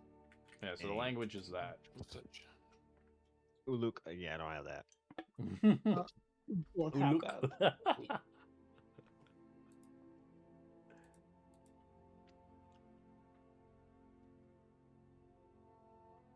I I say guess we we're just gonna. pay one of them to translate for us. You're spending money? Who said it would be my money?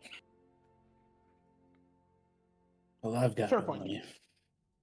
Are you guys really gonna fight over our guide right now and who's gonna pay? We just are getting to know each other.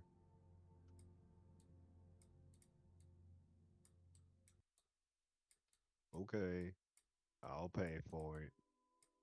He pulls out 50 gold and he talks to one of the crewmates and he starts explaining that we needed a translator. As the guy's nervous. Well, get him, Greg. You can totally do it. Do I have to? Well, if you want that 50 gold, you're gonna have to, and these adventurers didn't travel a month's here to get here. Just don't kill me, please. I just don't want to die. I'll look at him and say, please. As he looks at you, he's not really too enthralled by your looks, but he's just like looking at the rest of you guys. You'll protect me, right? Of course. We will protect with our abilities. He gulps. I want to point out that I'm pretty much hiding in Harold's shadow and like behind his leg, kind of like a scared kid would, and like poking between his legs. That it really looks like there's 5 of us, and now the translator's to be 6. That it really doesn't look like I am there. You see some kids looking at you, waving at you. They think you're a kid, BB. I do the hide behind the legs and kind of wave and smile, but I don't go over to them. As you eventually get towards the village,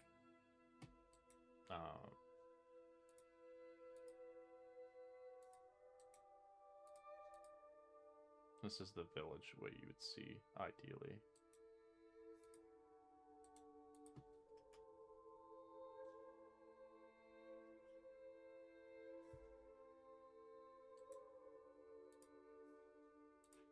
As you can tell, a group of villagers begin to move towards these igloos and tents and such, made of kind of skins and hides that they've like collected through hunting.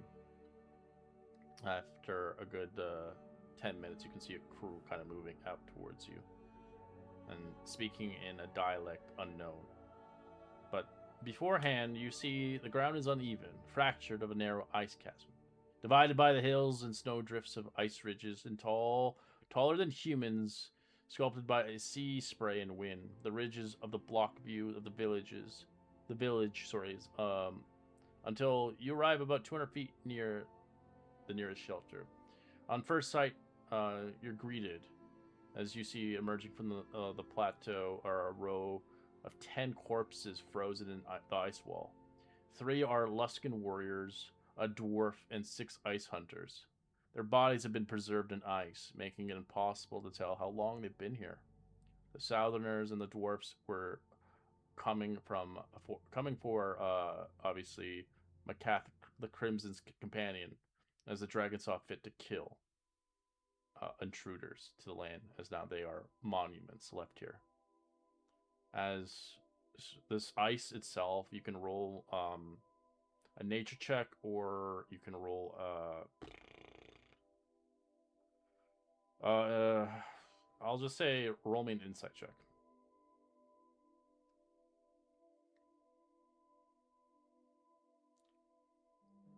For those that got a 15 or higher on the insight check, or a nature check of 15 or higher, you can tell that ice is very cold. Even fire magic would not do a dent to it.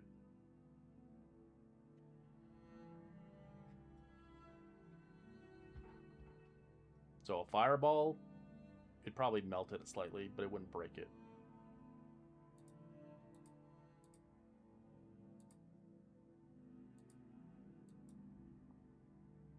As That's kind of spooky decor for them to have out in the open like that. I'll show you the picture, actually. It's not decor, it's a warning. There it is. That's them all frozen. Oh, it's one block, not individuals. No, they're That's all even frozen. creepier. Yeah. That is even creepier. That is so creepy. I love it. They look like they're about to bust out with some dance moves as a boy band with how they're lined up, but Yeah, a little bit.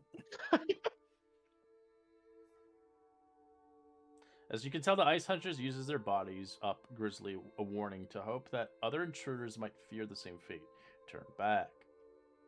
As the dead Ice Hunters tried to flee from the iceberg, but were hunted and killed by the dragon, who forced their kin to add them into a horrible display for what conspired. As you can see, some of them are just hanging there dead with no head. Some are frozen in ice for those that try to run, as they are servitude to this dragon by force.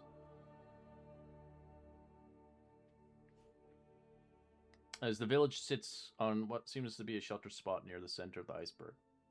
The wind blows, which is most of the time.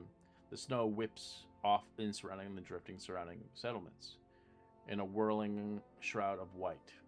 About 20 structures made up of the villages divided between snow blocks of shelters and similar igloos, double-walled and ulled, made from sealskin and stretch over whale bones of frames. There's about 16 structures, and they're small for one-room family dwellings. One ice block shelter is a storeroom used for gear and others in common in the tribe, including a fishing nets and heavy ropes used for whaling. One of the yurts in the center of the village, slightly larger than the others, it's a home for the Ice Hunter chieftain, as barking seal, as the yurt stands apart from the rest of the shelters and the homes of the shamans. The bone carvers are indicated by the kind of marley animals and totems of whales and carvings around the hut. Shaman's hut is featured less used of the entrance of the ice cave. As a large structure in the village for the meeting halls are heavily decorated by whale bones and skulls of fishing and mammals consisting of one large room. The hall has a wooden floor made out of planks salvaged from ships caught from the seeing of the moving ice, as beneath the planks are in the back corners of the entrance of the ice caves under the village itself, leading towards the grotto of basically the white dragon. As you can see, there's a long coil of rope that hangs to the wall near the corner, and a large iron pulley that has been left suspended from a beam above the hole. As there's no columns of smoke rising from the village, giving away its location, since the sea of the moving ice features no wood or anything to burn, as official heat, kind of artificial heat, comes from lamps, tiny stoves, burning whale oil, as the village lives off of fish, whale meat, sea meat, raw meat, dried racks scattered across the village. As you can roll a survival check just to recognize how they survive across this place, if you like.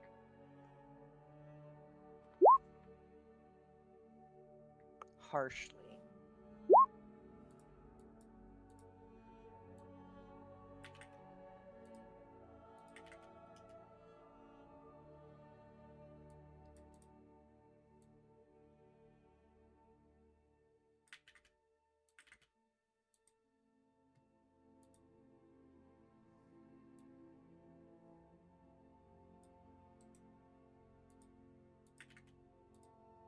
Yeah, so you can see basically the Rax realize that the village must produce far more food than a number of villages alone that would require to survive.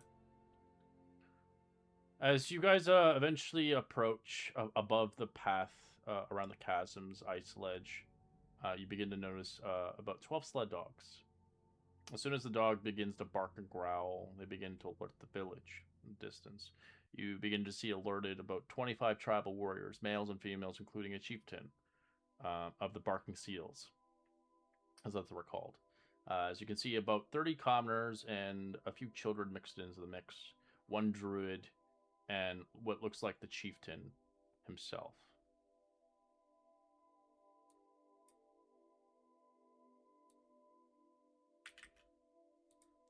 Oh god, there's a lot of them.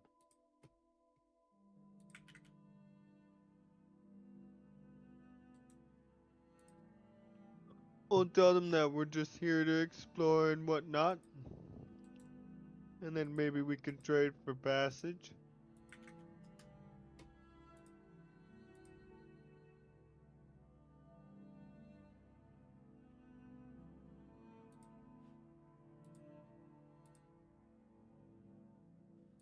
As you can tell, the chieftain and the shaman do all the talking.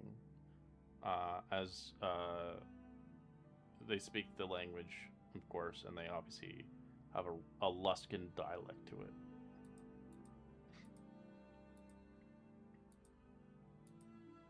As they kind of move towards you closely, they kind of, why you come here? You are not welcome. Old White Death does not want you here. As the man kind of basically repeats it more in a shaken tone. They don't want you guys here. They're asking why you're here.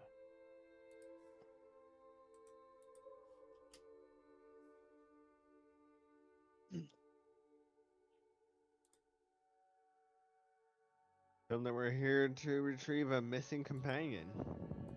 You can tell them that we're here to retrieve a missing friend that went missing around here some time ago, right? Is that right, guys? We're looking my for that help. Yelling crimson your fella. leg, yeah. Yeah, we're Got looking tattoo for on your that neck to do crimson that. fella. As he begins to kind of make some snaps. As he begins to kind of communicate back towards him. As he kind of laughs. As he repeats back forth to you. There is no people here left. Only White Death leaves death upon these, as he points towards the frozen people. Your friends, long gone. Leave before you share same fate.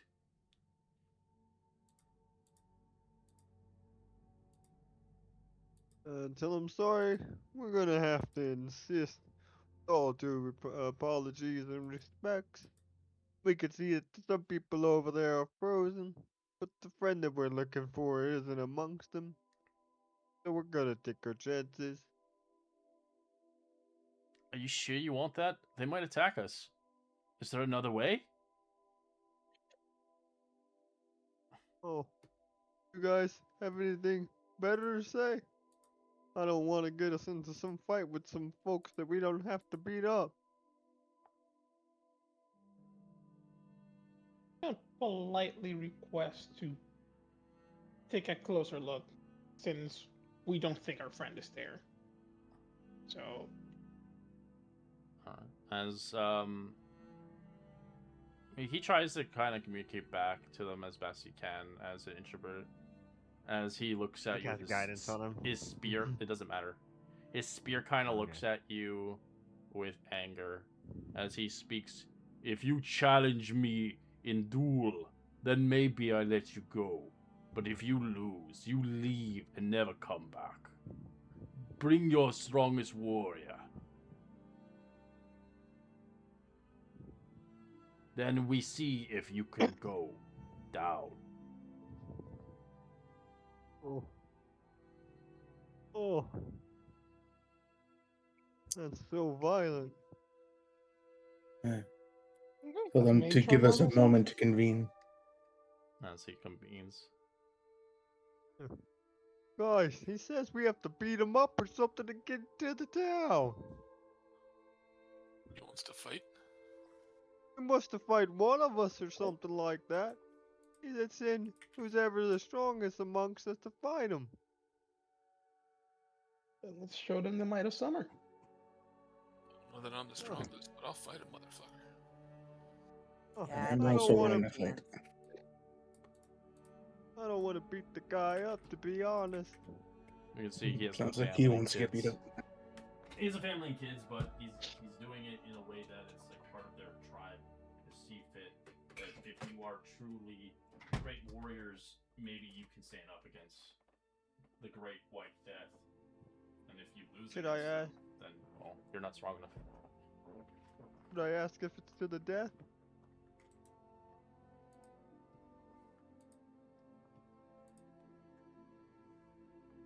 I don't see why not. You should. But if it is to the, then If that is If the this is our decision they only want to make. course- You can play that as you see fit. You can kill him, or you can drop him unconscious.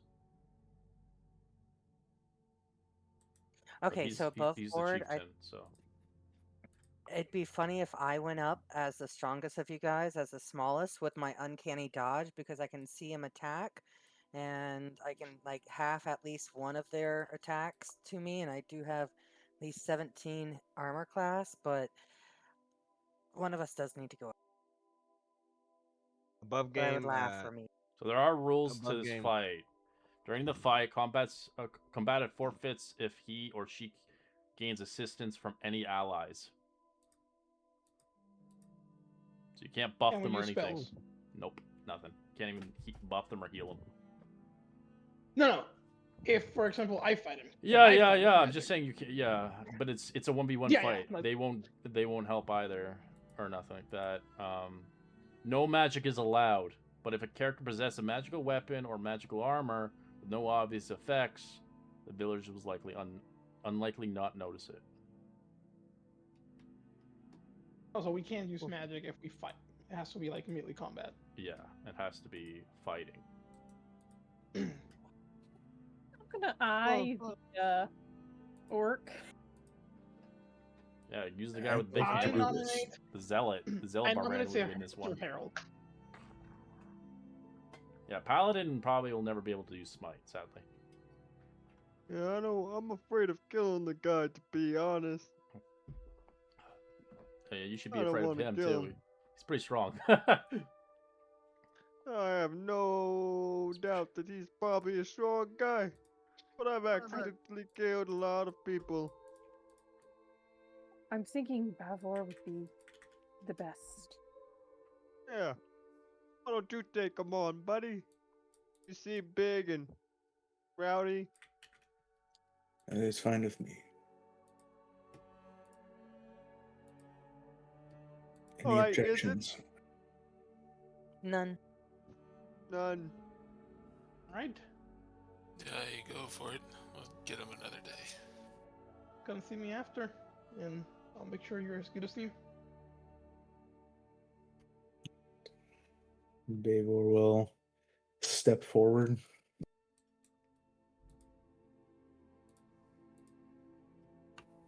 Tell them it will be me to challenge them. This guy speaks for himself as he agrees. As he looks at you, as you are a sizable warrior, as he would probably mock and laugh if BB tried. They wouldn't fight her due to her size and stature. He thinks she would be more like correlated to a child, and it would look bad on him if he beat the shit out of a kid. But knowing that you're not a kid, in a sense. Oh yeah, the tall man problem. Yep. As the whole tribe is here to watch. Oh, I should have dark vision if it's dark. You are a halfling. You do not have dark vision. I have my cloak on, which gives Oh it yes, to me. my apologies.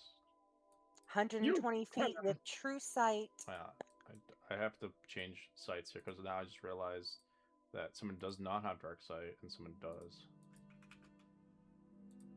So Yeah, dark vision and true sight, man. just drop dawn on her and then she's blind. So I know somebody has dawn. They picked it as a spell. I do have daylight. I did not That's pick pretty it. much dawn. I am. Yeah, I have to take it because of my Celestial Warlock. But as long as I'm not next to them when they cast it, like within It's 5 like feet, massive. I'm It's good. 60 fucking feet radius. It's huge. I can close my eyes if he warns me. And you don't have sight, so I have to take your sight off. So you're blind as bat, but I'm guessing you're casting a light spell on yourself. Yes. Like I would have light on my. Actually, I'll probably have it on the pearl. Okay, there we go. as this guy kind of awaits you for a fight. Love the helmet though. Yeah, this is the new gladiator stat block.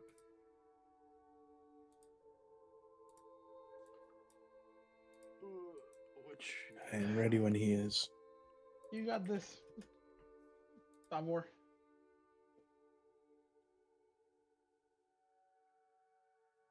It's like a sea elf. Yeah, Yeah. it does look like it. Coral yeah, they helmet. changed the Coral armor. helmet. He used to look like a savage. All right, I like this more now. roll initiative.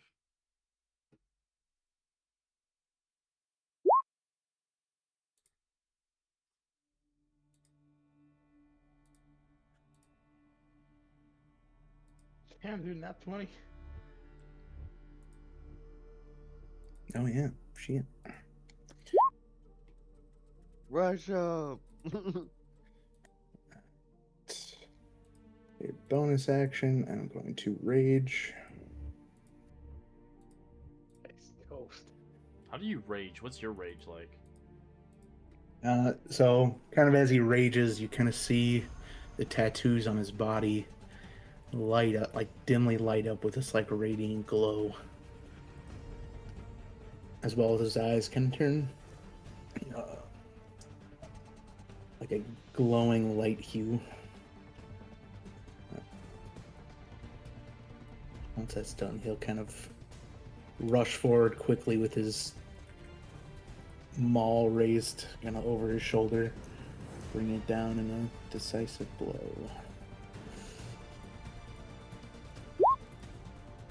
That's a hit. Good luck on all rolls from here on out. First roll of the game. For Smash 37 back! damage.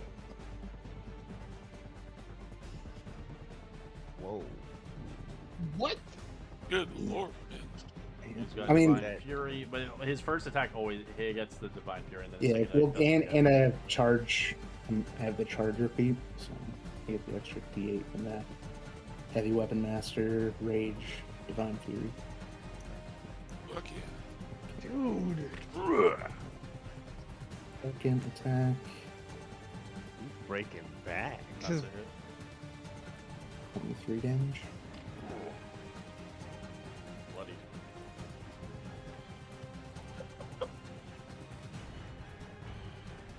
And it'll end this turn. I don't know the done button on this. As he looks like you will fight good. As he speaks some weird language you don't understand. As he will shield bash you. Roll me a strength saving throw. You have advantage since you're raging. 23. You hold your ground as you don't get knocked down, but you take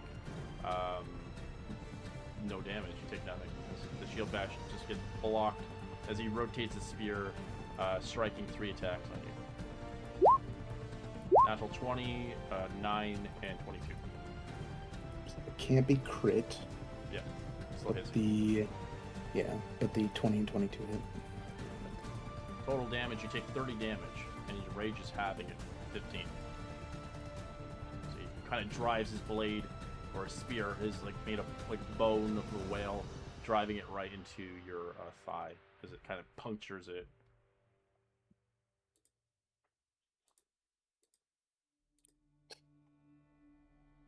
We'll wind up another one. 16, as he will use parry as he blocks it. Second attack. 21, that's a hit. 26 damage, and then second, I'm still kind of learning these What's the weapon traits and did you get a- features. Did you get a weapon mastery from Oh Mo? yeah, I could have toppled them. Shit. Do you Well, want to topple? Sure. So it's Strength save. 24. I think topple is it strength or constitution? it's I think it's strength. constitution. It's con. Hmm? It is con? con. That was strength. It goes off of his strength, like the saving throw. Oh, but it is a I like con. the ab Okay, topple. okay. Ab That was topple strength. on quarterstaff as well. Even better, natural 20, 26. He just holds himself. that's the worst to have it as a con because a lot of monsters have high con. Yep. But it's I think it's one of the better maps. But you can use it every hit. It's a smacky snap. It's not like Great Axe where you can only cleave once a turn. Anything So else? I'm just checking over my feet, see if Yeah, you guys just like boosted 4 levels. You're like, yeah. Oh god, we have too much shit to remember. Yeah. At least with Martial classes, it's pretty simplistic. Barbarian, and fighter. as a bonus action, I'll use Warrior of the Gods to heal myself a little bit. So it's just a flat D12.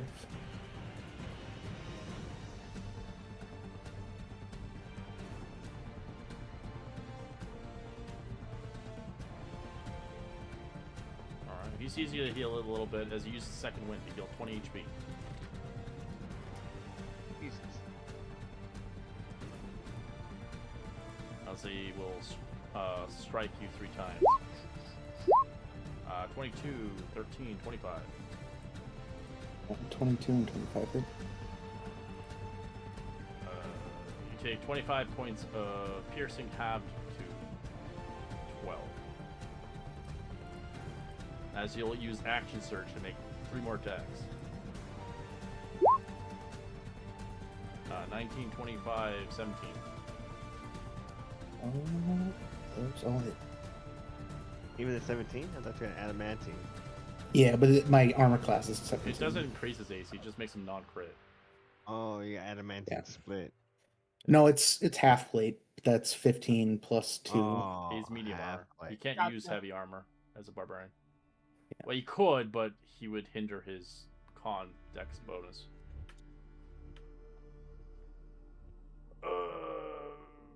I'll add this up. Give me a second.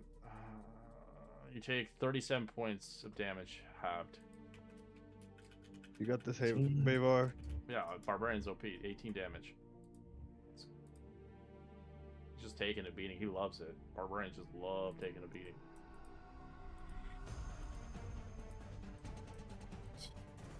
I'm going to start reckless attacking. Human meat shield. That's what I call him. That's why it's my favorite class. They just take a beating. They do damage and they just take hits. 26. 26. 31 damage. I'm gonna try and topple him. He gets toppled. As you have advantage, which you're already reckless, so you still have advantage. Yeah. 25 is a hit. 17. That was a crit. Did you get the crit damage? Oh, is it automatically a crit thing? Oh, I It's just a saw the 15, it's not a advantage. crit. No, he's just bad. rolling advantage. This thing's getting advantage on it. His crit's like fucking 31 or something like that. I have a plus 10 to attack. Jesus. And I'm going to use another one of my heals.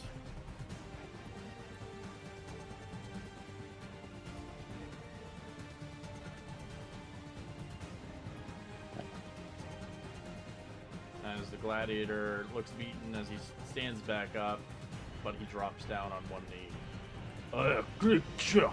Drops his weapon.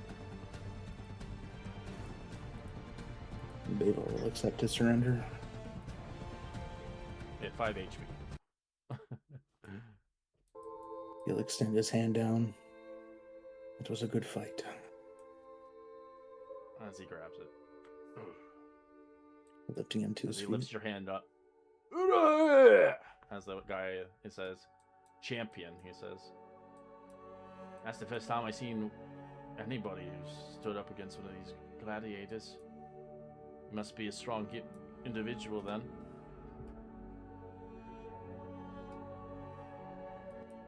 Usually these hunters kill.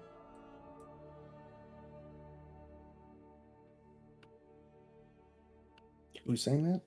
Oh, Or is the interpreter guide saying it to the No, others? no, Okay. he can't speak your language.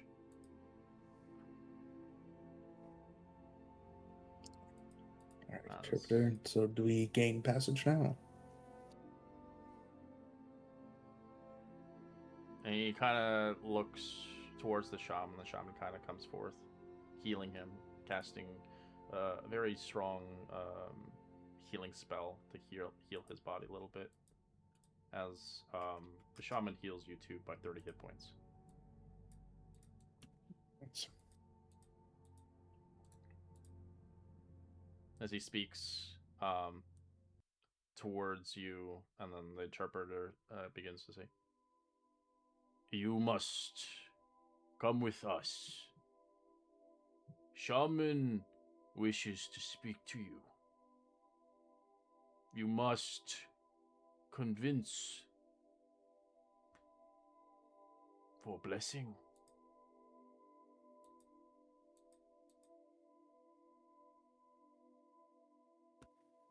Okay, kind of, I guess, wave the rest of the group over. Saying we must meet with them. Feast, O great warriors, honor pledge. As they bring you to a feasting hall, if you want to join, they will give you a banquet of food, as you deserve it, as it's custom in their tribe. I'm a pseudo physician. I'm gonna kind of hold on to Bavor and check him over before he goes in. Does he look like he's still hurt? Does anything look like it's, pussing, outstanding, anything like that? From the spear attacks, The shaman healed him up pretty good. the spear attacks, it seemed, on your guy you're talking about, or He's talking about any damage done to Bavor. Oh yeah, you only got like a couple stab wounds in your leg, but it seems the healing she gave you seemed to heal up the cut, but obviously kind of wincing a little bit, but not much. You're a barbarian, it's like nothing to you. You need to like literally get slammed by a fucking giant to feel ouch. Yeah, he's Seeing as doing that we're pretty new good, and so. I don't really know, I'm gonna go ahead Of course, and put yeah. my hands You don't on know him. you don't know his Stab strength yet. wounds. As they Yeah, bring you I'm only missing 6 points of health. So. They bring you towards their main hut itself. You can see the chieftain there and a couple of the higher women and children coming to join into the hospitality, of course. You can roll a perception check or investigation check if you'd like on the food.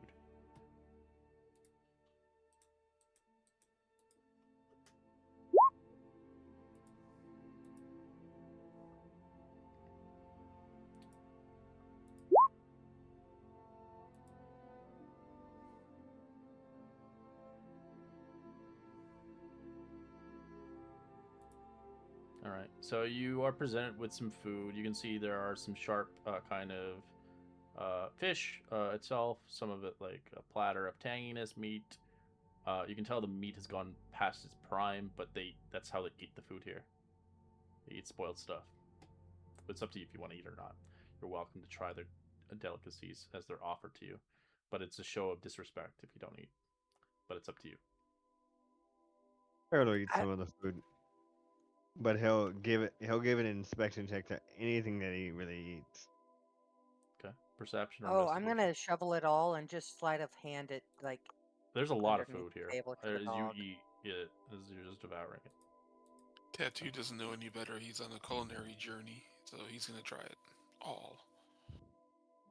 Yeah, Bavor is not going to disrespect their gesture. In an effort not to disrespect them, I will eat a little bit.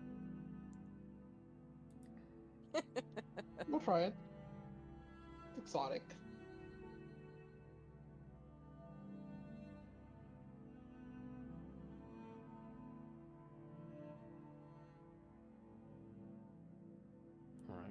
Alright. You guys all fail, actually.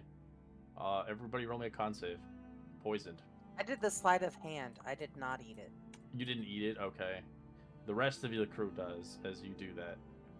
If you did eat. If you didn't eat, then don't roll the con save. Oh, I'm sick.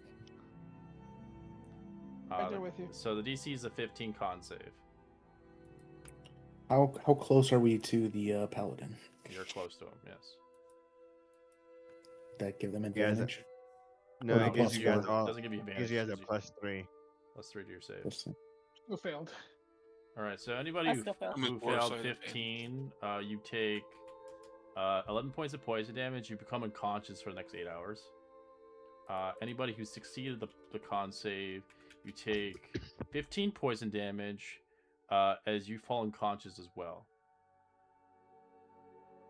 So regardless of whether or not we pass or succeed, The pass or fail, difference we... is the person unconscious that failed is unconscious for 8 hours. The other people are unconscious for an hour.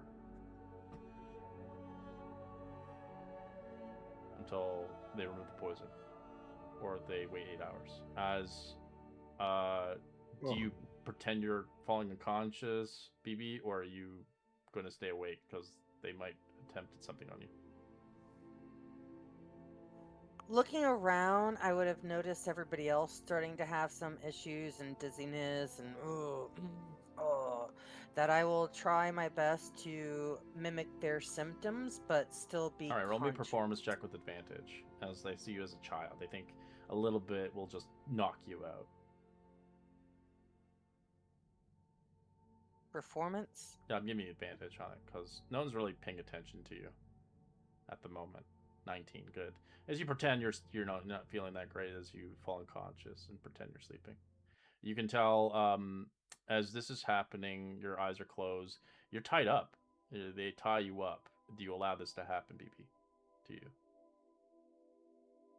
Can I use like a sleight of hand to kind of not necessarily No, puff they're using up rope to my... tie you up, like knot you up into a.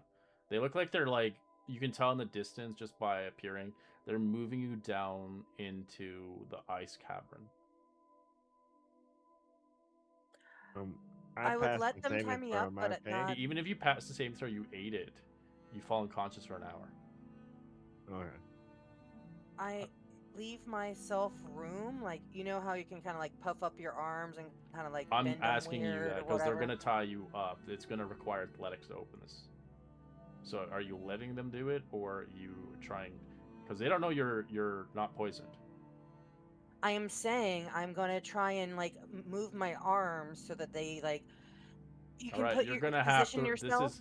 This is gonna be a Sleight of stealth. hand? You're gonna have to roll a stealth check on this one. No advantage. I'm okay with that. Don't you have reliable talent now? Not yet. All right, 16's good. As you kind of put your hands in a certain position so you can undazzle the rope. As the rope, you grip on it to its height because they're gonna lower you down. If you unravel yourself, you're gonna fall and probably hurt a lot of fall damage. As they begin to kind of entice you down into the cave, dragging you and pulling you down to the next level. As they leave you into this cold place, you, after a good hour, for those, you're in an ice cave, unknown to where you are or how you got here. Go ahead. Okay, so are we alone in the ice cave after they threw us down and all that jab? There's something here. You're not alone. There's something in here. Okay. Do you want to wake up? Thing, like, I want by to like yourself for do an the hour? kid thing and open my eyes and see what All is right, kind you of going see on. 5 my ice toads perception. looking at you. Ice toes? Mm-hmm. Toads. Toads. Toads. Okay. As they are examining your belongings, as they begin to talk to each other.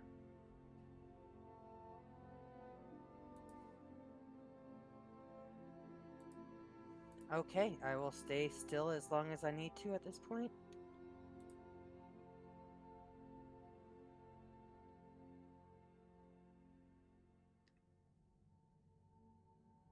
As they, you can tell the toads are, they don't seem to be lethal or attacking or anything. That they just kind of look at you, and they begin to drag you, and kind of put you somewhere safe.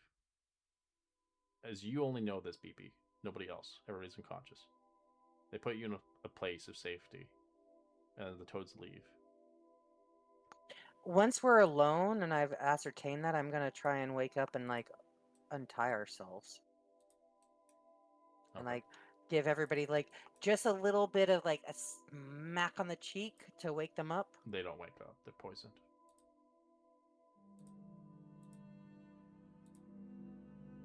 Do we still have all of our gear?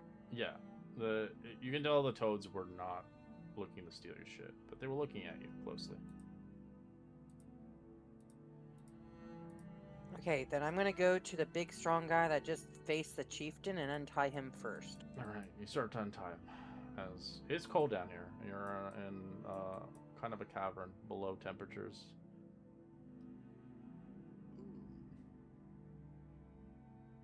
I kind of Almost pull out my unconscious. blanket and kind of do a extra layer, like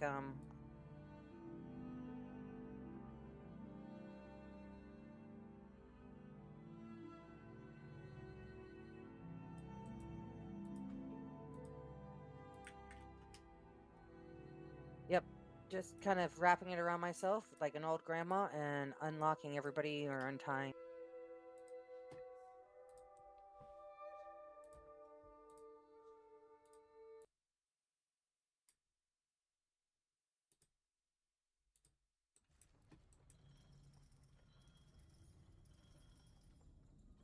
It's like a snuggie. I'm trying to do a snuggie type of thing. You kind of like wait an hour. You don't know where you are. It's cold. Whatever they did to you, obviously they did it in a way that they wanted you to come down here to deal with the issue itself. They didn't want. I guess you could say, BB, you could roll this insight on your own. You don't get advantage, just a normal roll on why they poisoned you, even after you won. You have no idea why they poisoned you. You feel maybe it's a test or something, but you're down here for unknown reason in this big iceberg in a dungeon. I try and make sure everybody looks kind of comfortable, like putting their necks in order and their arms in where they need to, like so then when they wake up, they can kind of get up a little bit better. I do actually have a decent strength, so I can move them if I need to. Kind of putting my blanket over them a little bit too, like try bedroll, whatever I can, keep everybody warm.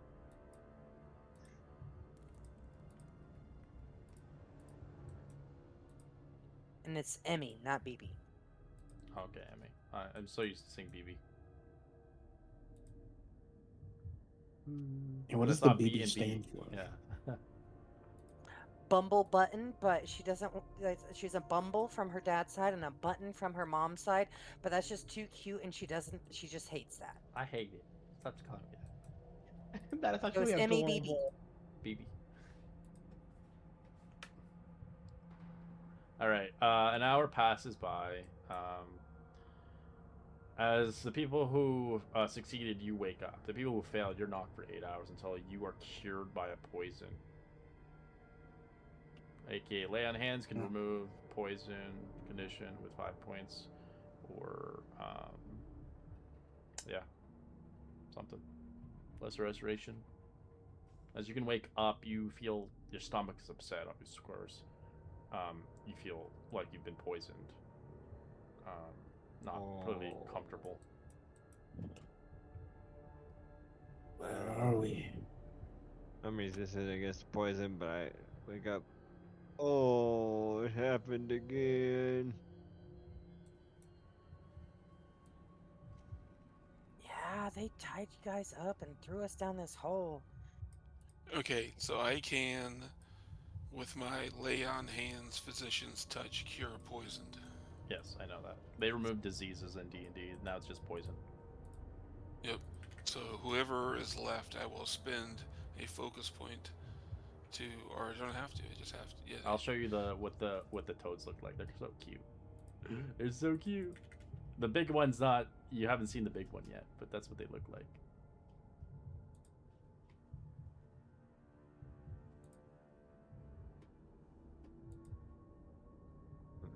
Okay, they are kind of cute. Is anyone still asleep? I'm still I down. am. No, everybody who's down, Almost. I can cure the poison part of it. You can see that there is a staircase where you're at currently, but it is slick with ice. You could, if you try to climb up, you could make a check with acrobatics to climb up to the next level, back where you were brought down. But if you falter, you fall down the stairs and take a shit ton of damage. because this ice will slam you right into a wall. It's like a big. Can't we use the climbing gear though, like Yeah, toes and or the you grip? can. We I'm don't have just. crampons. Remember that. I Well, you can use climbing gear to climb. It's just that the problem is, it's like stairs. It's not like a wall to climb, so it's completely different. But I'm But just I saying, haven't That make if it you wanted easier though. right? you can do it, but it might destroy the stairs because you're gonna be. How many taking- people were down and needed the? But you don't need to go ravine? up here. I'm just saying. I think only 2 failed. Yeah. Nicole and I failed. Lord If you Home want to get and one, I can get one. So you can see that I'll the get a chute of icy stairs are ending to the ceiling, a sturdy ladder that descends in approximately the center of the rectangular chamber. The exit corridor is icy. It's about 15-foot wide passageway sloping downwards. The chamber is empty except a dozen of baskets woven in leather strips of walrus rubber stacked in the northern corner, containing frozen fish and few skin wraps bundled in rotting shark meat. For the ice hunters, consistently considered a delicacy here, as they left you some food. Like I'm trusting their food ever again. yep.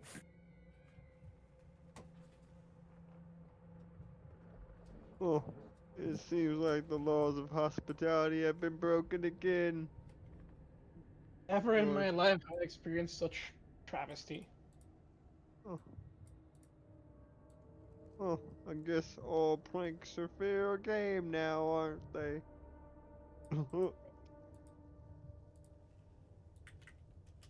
I can't believe what they did. I fail to understand why they did it though. Bad losers? I mean, if they were bad losers, they have the number advantage on us. Whether they had that many strong warriors or not, I'm not sure. But You can roll an why insight offer a check duel? if you want. Very insightful, but we'll try. Nope. Oh, Harold. Harold, you can tell that likely even after the one of duel, they don't want to show you the entrance. They are afraid of the dragon might find out and kill their people.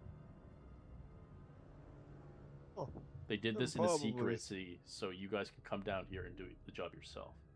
They had to find a way to get you down here without the dragon knowing. oh. You know, once I really think about it, dragons really would, if we fail and the dragon found out that they let us in, he'd probably kill everyone around him in like a 12-mile radius or something, right?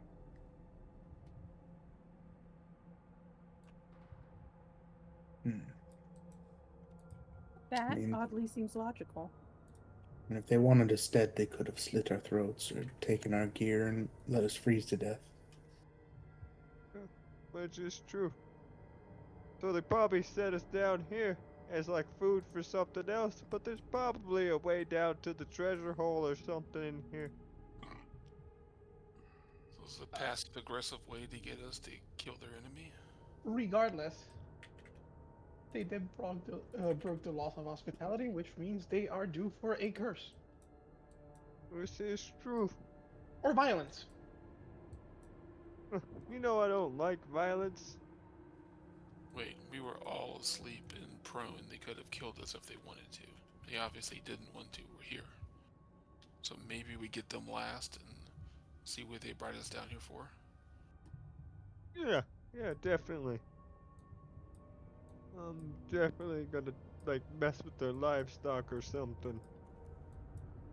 He's like mumbling to himself. If there's stairs, should I sneak up them? Oh, yeah. If you're I really think- good at sneaking, little guy. Oh, really good.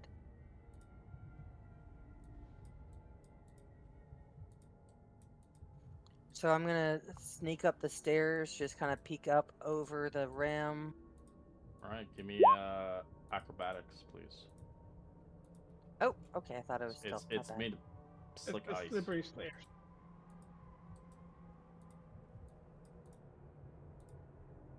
All right, you start to climb up the stairs. It goes pretty far. It's about 60 feet high.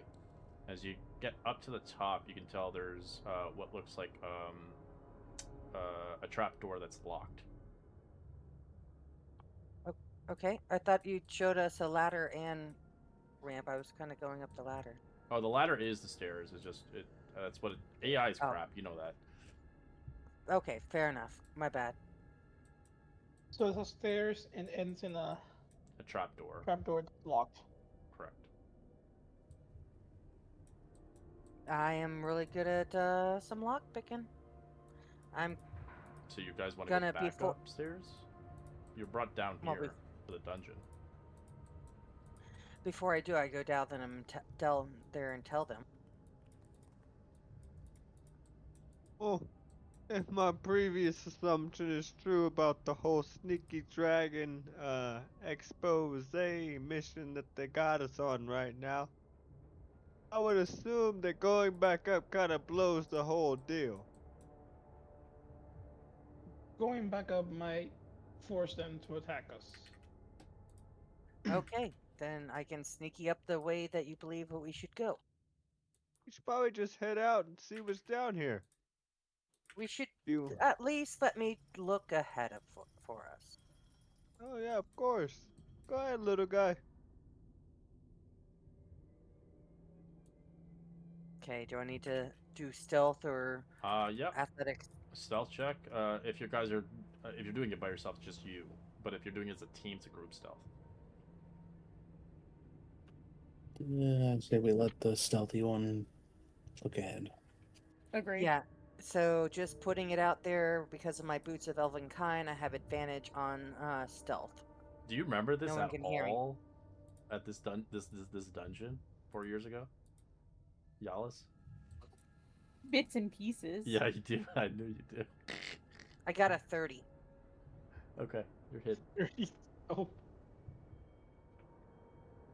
Freaking ridiculous. Very I have a sneaky. plus 11. dumb.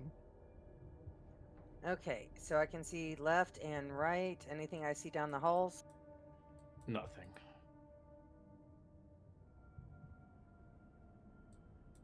In my head, Mama Moo tells me to go right, so I'm gonna poke around the right-hand side first. What color do you want your fur to be, Mr. Paladin? You can make it. Make it green. I'll give it lime green so I can see it.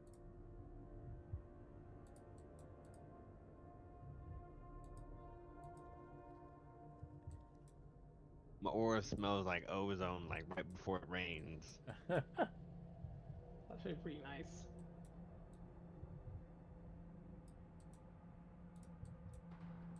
Am I seeing anything? You can roll a perception check.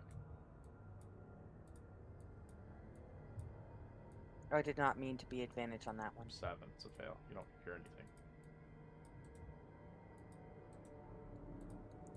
Okay.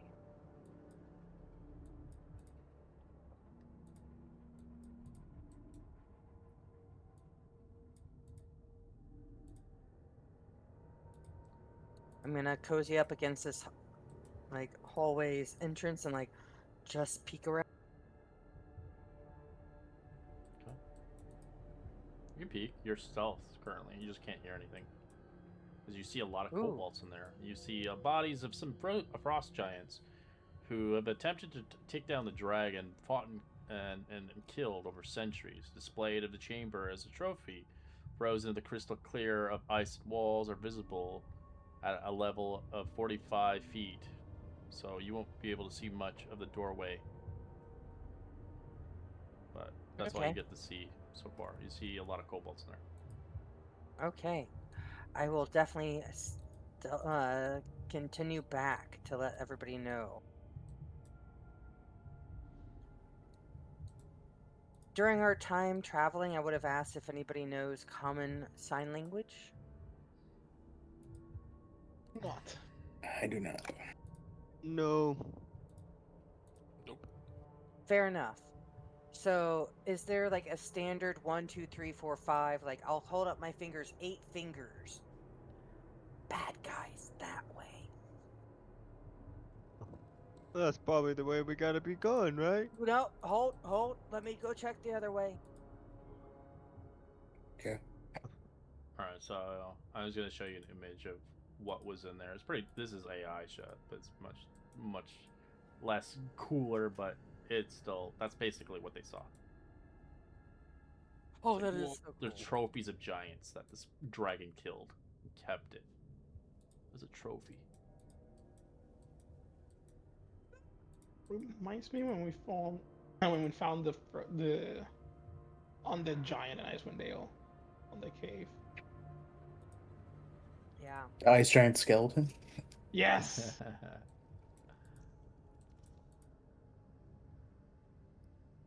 So I'm heading south now. All right, reroll me your stealth check, please.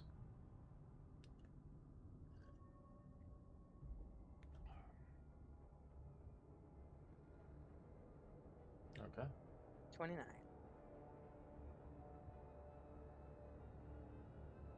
You can hear with your passive perception. There's something going on over there, eating and chomping. As you don't really understand their language. Do you speak Draconic or understand it? No, I do not. All right. But like, you know what German sounds like? I might know what it sounds like. You can tell it's a bunch of kobolds.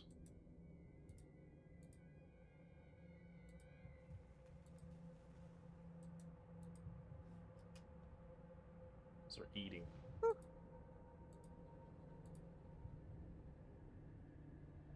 I'm gonna go back to the group.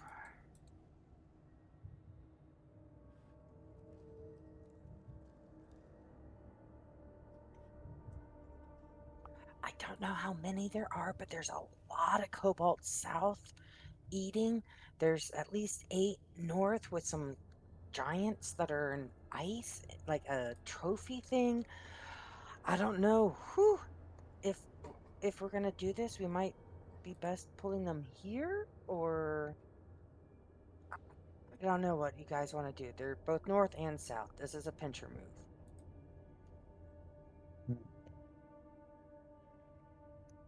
So we do the You know how ones ma- without the ice giants first.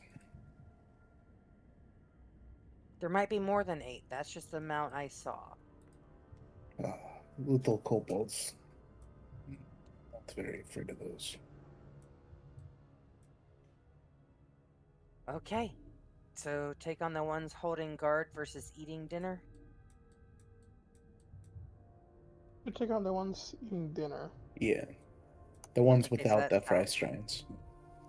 Okay, south then. Because those should be easy pickings.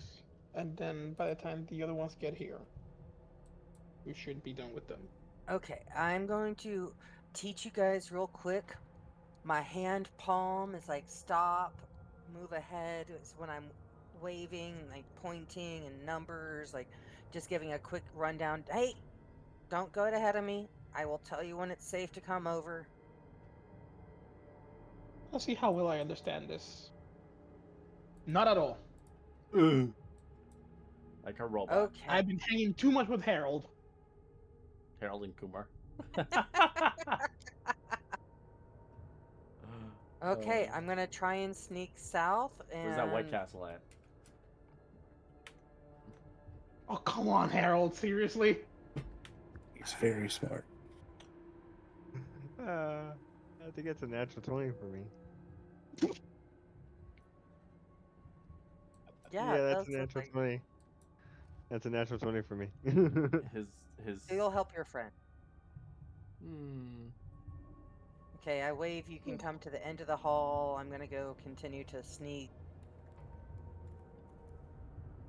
All right, you guys roll me group stealth check now.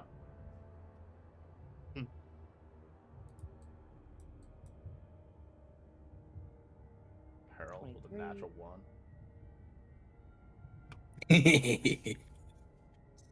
As Harold, how do you fucking fail this? You see, he's really Damn it, not Harold. trying to be stealthy because he's more like looking at the walls and stuff like that and trying to make sure that Lord Hulm is following the hand signs, and he's showing the hand signs, and he just kicks a rock super fucking hard, and you hear it clatter, clink, clink, clink, and then hit another boulder. The kobolds get a high alert. It's like, ah, what the hell was that? You go check it out. Oh,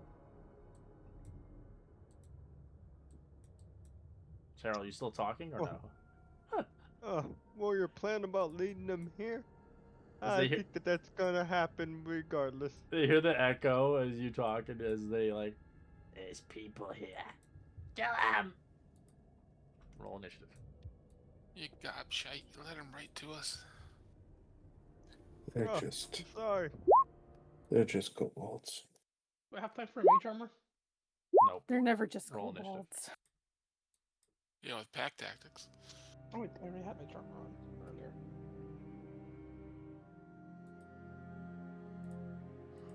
Yeah, they're not gonna be super good against you guys anymore.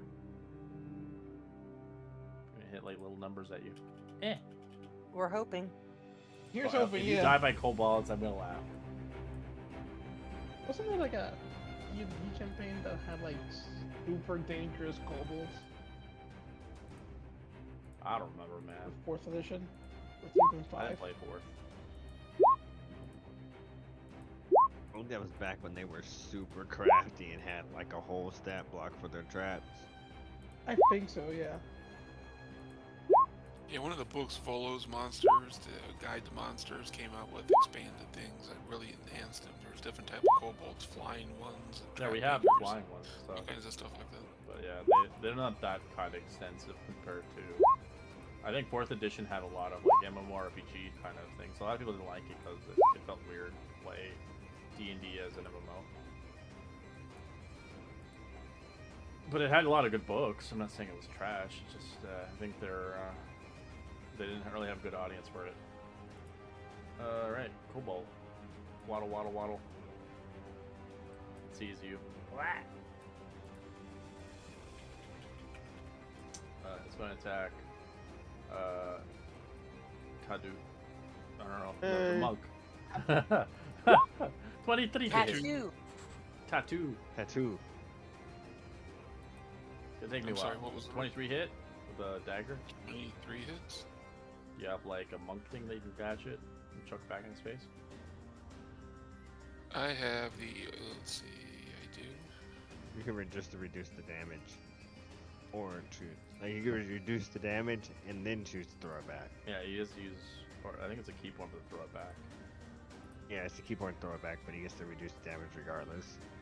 Kobold. Another kobold comes in. Hi. The earlier guy was a Well, little like our- unfriendly. So-called not a drow. Reduce damage equal to 1 die, 10 plus my dex plus my monk level. 21 to hit. So-called not a drow. Yeah, that hits. 5 piercing. Oh. This one. Well, what's that? Wait. That's a lord. 20 to hit. That hits. For 4 damage. Oh, Lord. Oh lord. Oh, Oh lordy. Alright, Amy. Woo-wee! Well, I do not like being this close to that many people. That I am going to use my nimbleness to kind of go over here, but then so my dual wield lets me put weapons up. That during my move, I'm going to put up my scimitar and dagger and pull out my short bow. And back up here and short bow this guy. Okay.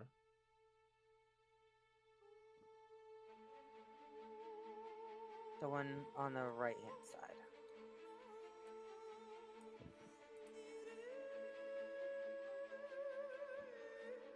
I swear I had that out. Damn, I don't have that. Oh, there it is. Is that 27 For to hit? 27 attack. For 8 damage. He's dead.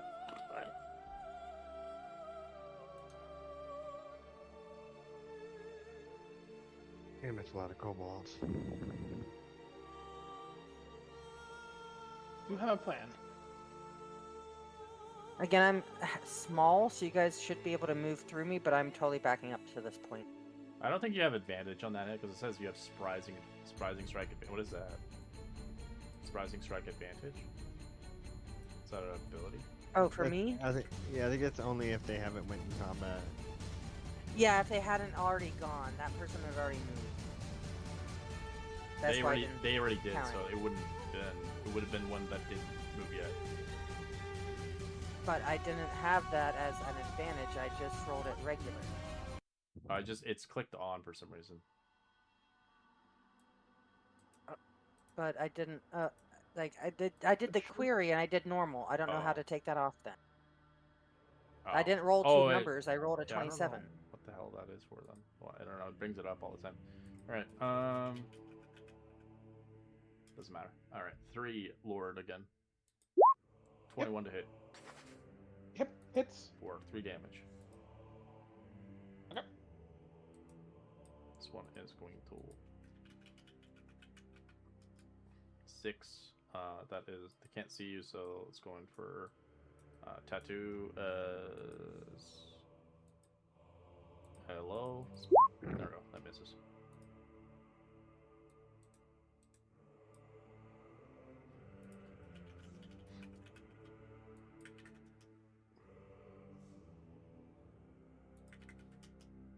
One. Like lagging all of a sudden. Fuck. Come on. 17 on our not so cold drow. Yeah. 6 piercing.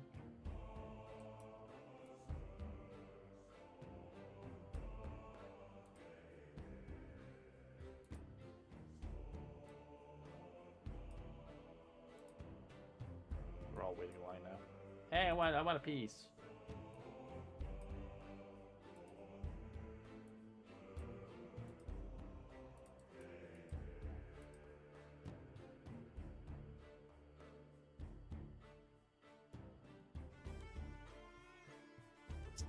Okay, well, Tattoo is going to move, and he is going to strike this one. That's a hit. So you karate chop. He's done. Whatever. I am going to bonus action attack this guy right here. That's a miss. Okay, and I am going to then bonus action attack him as well.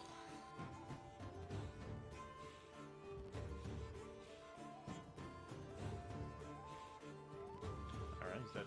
Right.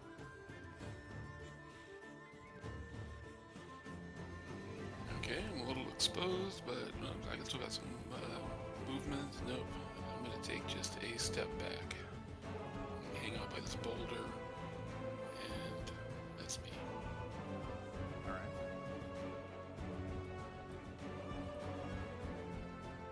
Barbarian.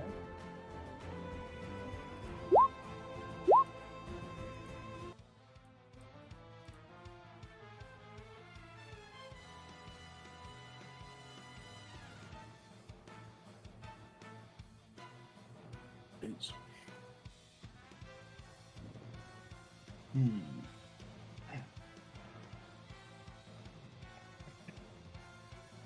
I use another rage this early. I wouldn't waste it on these guys.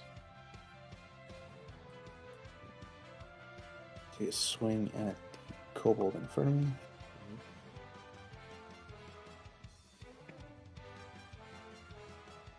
Do a charge attack. If he charges and just like he hits it, but then he falls over because it's icy. Okay.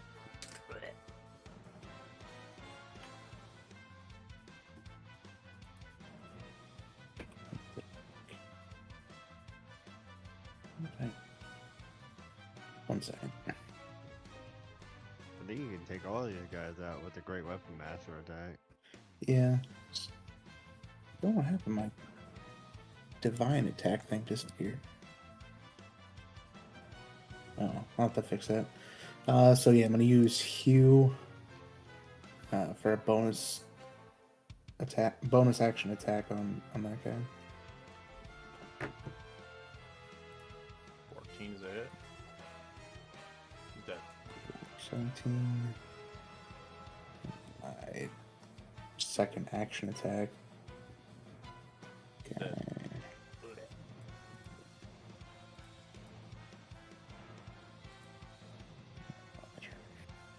Cobalt will make its way, seeing you. Misses. Okay, I can see none, so I'm gonna buff myself by doing my free mage armor on myself.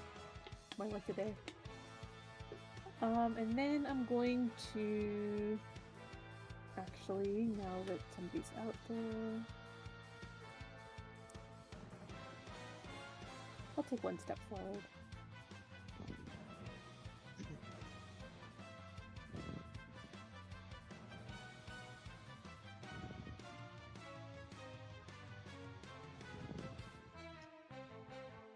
I'm going to actually move backwards so I can support Ime in case something pops up, and I will ready Eldritch Blast for the next enemy that I see that walks into the hallway.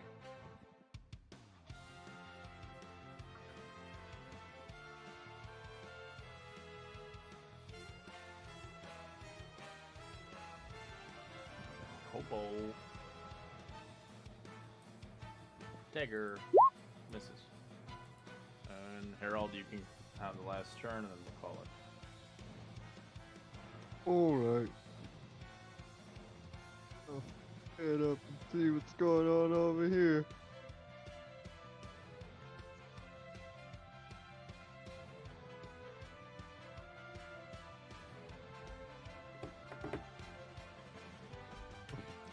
Doesn't look like I can make it over there to these guys. I want to see Harold get angry. Oh, they're perfect lined up for you too. They are. Oh no, I just can't make it. I don't think I have enough movement. You can do-si-do with the barbarian if you want to take his spot. But it does take your speed of movement. Yeah, I'm gonna just swap with him. Give him that opportunity attack. It doesn't. Yeah, if he grabs you, it does not with my rules. And then I can make it to here. Because you were the only reason why I couldn't make it. You fat butt. I will then use my breath weapon. A line or a cone? A line, as you see, Hild. Oh, you guys have been trying to stab all my friends and stuff like that. So sorry, but you're gonna kinda have to go. And he opens up his mouth, and you see these green flames just start spewing from him as he. Where's it at? Oh, my spells. Okay. Breath weapon line. You'll have to make a dexterity saving throw. Oh, just give me the damage. I want to see how much damage it does. It's only a D10. It's 2d10. Okay. They're dead. moving. Their Dead. HP even half, they can't survive it. So it's a row of them. Wow. You see, he wipes his voice up. Oh, I really don't like doing that. I think there's only 3 left, guys. And you see, he throws a javelin at the other one. Oh, it That's a misses. Ugh. Yeah, still 3 left. Here's his third. Alright, we'll end our session here. On a good note, actually, as we'll continue onwards next week. Oh yeah. I hope you guys enjoyed today's session. Thank I you so did. much, Red.